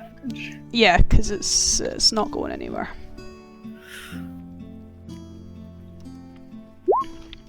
Yeah, that hits. What's your modifier to damage? 1d12 plus 3. Cool. With the plus 3, you'll kill it. You won't even need to roll the d12. As it is a very clean cut, as you just go straight through the neck. I pick up the great axe. I wipe off the blood. I start to take a bit of my whetstone at it to make sure that the blade's in pristine condition. I put it back on my back. And then I shrug over my shoulder to Ran, and I start to head towards the crates, and I pick one up. I pick two of them up. With the man's body, waiting for Wulfric and Ranagash to pick up the crates, I'll get back on the road, and I'm assuming the cart wouldn't be maneuverable at this point. It could be, but you reckon that it would likely take, for example, two of you to basically man. You'd have to pull it by man. Not a point. Well, is Hillview in sight? You're perhaps maybe an hour or two away. I'll turn to Wulfric and Ran. We've got about an hour's walk. No worries. Let's go. As hoisting the man's body, I'll start Let's along get the that road. man his last rites. I'm sure there's probably a temple in town. We find a priesthood, we get him buried. Then we continue about our adventure. I mean, you got a priest right here. I mean, like, Nothing priest is what we got right there. A priest who murders innocent people is not a very good priest. a priest who tries to protect all of God's creatures. Apparently not the man or the horse or. In my defense, I assumed when I told the guy to take the horse. He's like, I can't go anywhere with the horse. I healed the horse. I figured it would be healed enough to run away, but I just didn't bother to check. Basically, all this character has taught me about Paul so far is he has no idea how horses work. As obviously the three of them are kind of heading on road. Marcusar, what are you doing? As they make their way back to the road, I guess I spend a moment just in the field and have I contemplate to myself and in a silent prayer. I'm just like, I fucked up here. And he's contemplating maybe my connection with the old faith isn't as strong as I thought it was, because I wasn't able to heal the horse. I wasn't able to deter the wolves or speak to them or calm them down. I wasn't able to stop Wulfric from attacking them. So perhaps maybe I'm in over my head. So he just kind of prays to she and I hope what you have planned for me is right, because I'm not sure at the moment. Give me a religion roll. I've never made a religion check. No, you've not actually. In any game. So yeah, when characters pray, I tend to get them to make a religion roll to see if their prayer is answered or if they get an answer of any kind. Rolled a 19. Rolled so high there. Yeah, if only I got those high rolls earlier. Could have avoided Murder. Disaster. To which case, Paul, you don't hear the voice of she, though that is not uncommon for your prayers. Instead, you get a very familiar, and I suppose a very comforting sign at this point in time, given what has just happened. As the warm wind, you can kind of feel it picking up several leaves, picking up quite a lot of the twigs and twine, even some of the crops that are nearby, kind of flurrying around you, brushing across your face. You can kind of feel the twine kind of going across your scales, almost kind of as if you were tearing up, it would be brushing a tear from your cheek, and kind of disappearing behind you and into the distance. Ranagash, can you make me a Constitution saving throw? Oh boy. I don't kill him, do I? Okay. Paul's prayers have been answered. Ranagash fucking dies. Okay. Cool. You don't particularly have any physical reaction to this. Neither Wolfric or Eidolon notice anything. It is more just kind of you stop for a second as you feel quite a warm wind, a warm breeze just kind of pass by you. You can kind of see the dirt and debris from the ground almost be picked up in the air and be carried off.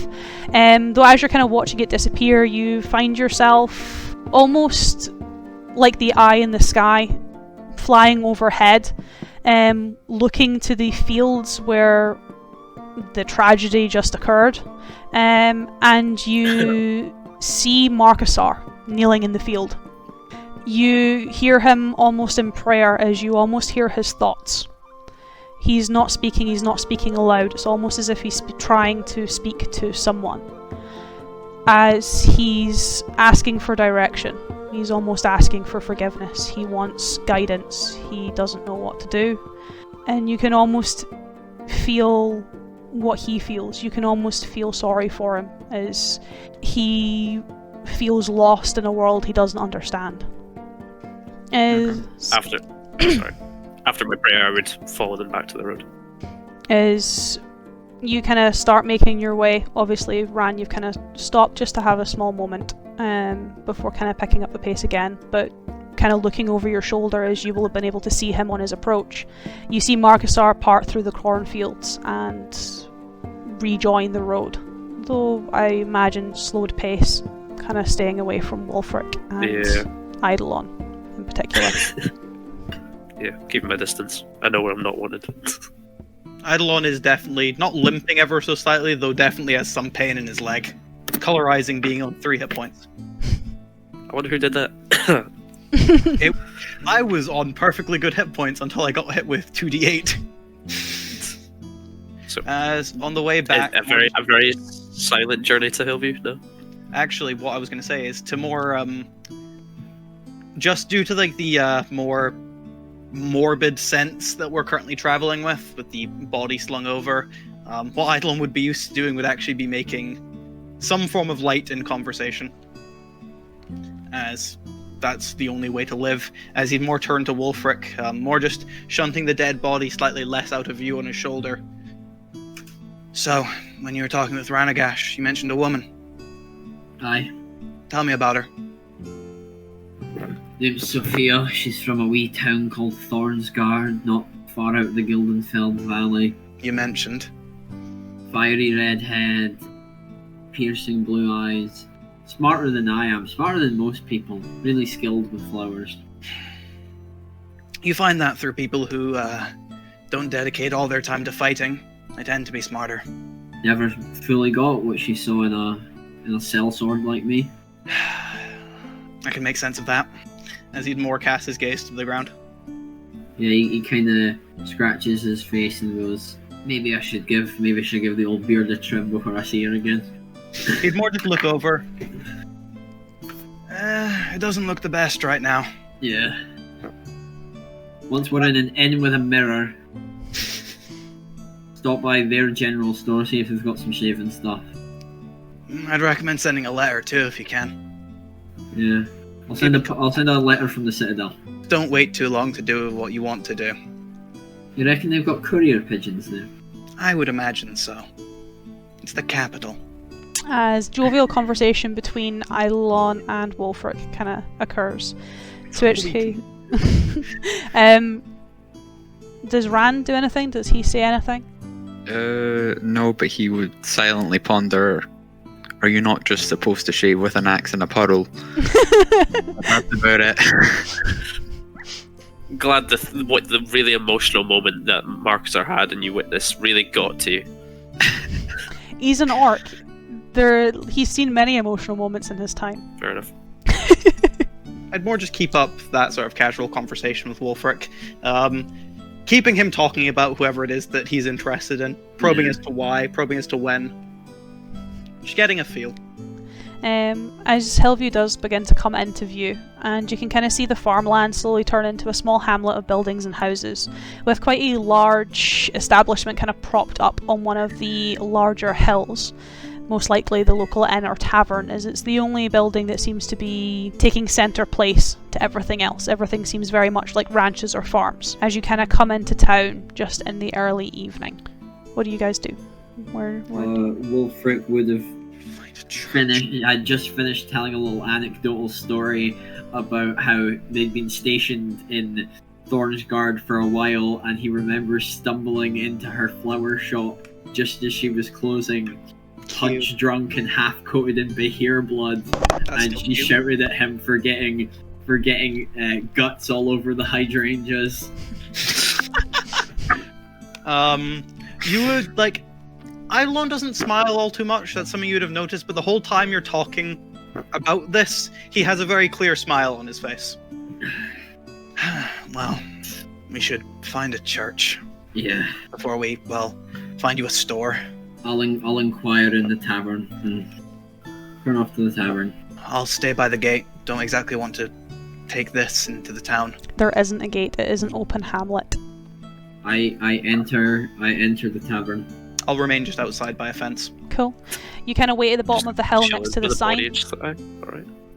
The town seems... It doesn't seem too, I suppose, too bad, you being with the body, as the town seems pretty empty.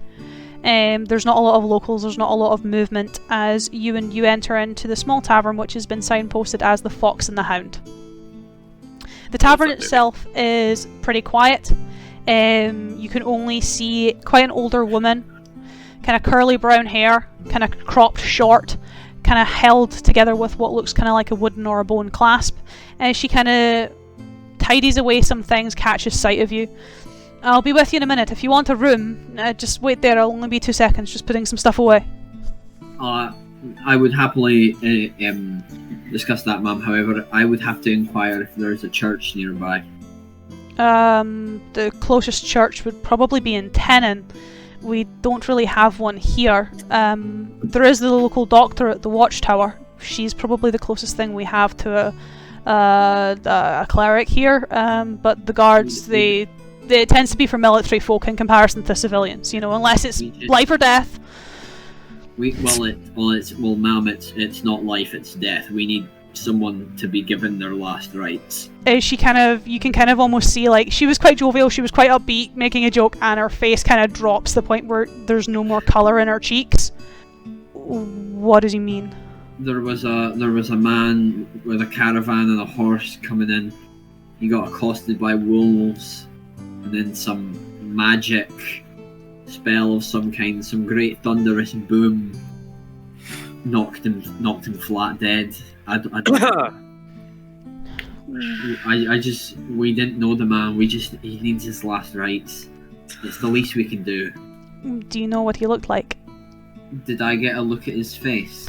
He was kind of quite a thin man, quite tall, kind of shaggy brown hair, rough stubble starting to come in. Rough, stubbly lad, long brown hair, thin, tall. That sounds like him. His mum won't be too. His name was Kieran. His mum owns the village shop. It's just down the road from here. You can't miss it. I would probably advise you bring the boy up here. Curfew is on, so her shop will likely be closed, and she doesn't tend to take kindly to strangers. We can keep him here for the evening. My cellar's cold enough.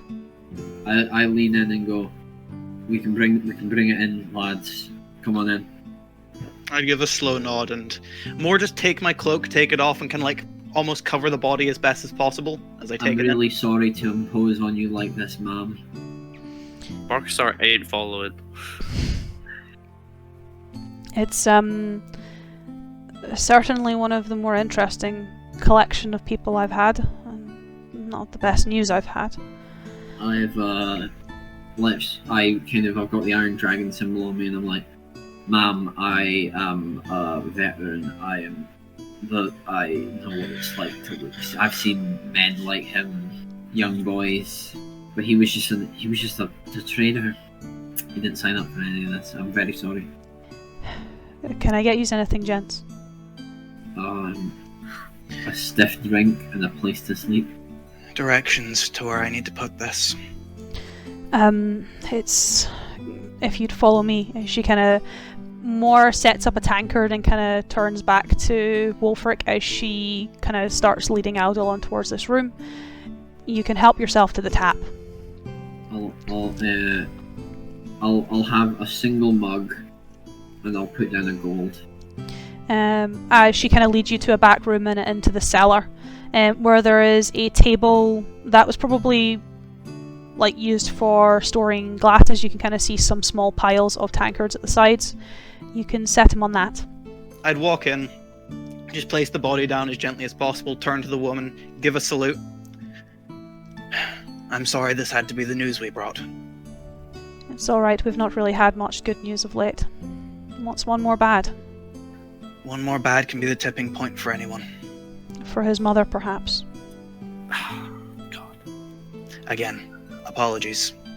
As I turn around, give her a nod, and go sit next to Wolfric. Is she kind of... Wolfric, you can tell, even though it's absolutely silent as Eidolon sits down, he is utterly seething. And as he almost places both of his hands down, even if you didn't see it before, his left hand is just... It's almost like it's separate from him, the amount it's moving in comparison to the rest of his body. As he'd sit down and try his best to relax. What are you doing, Ran?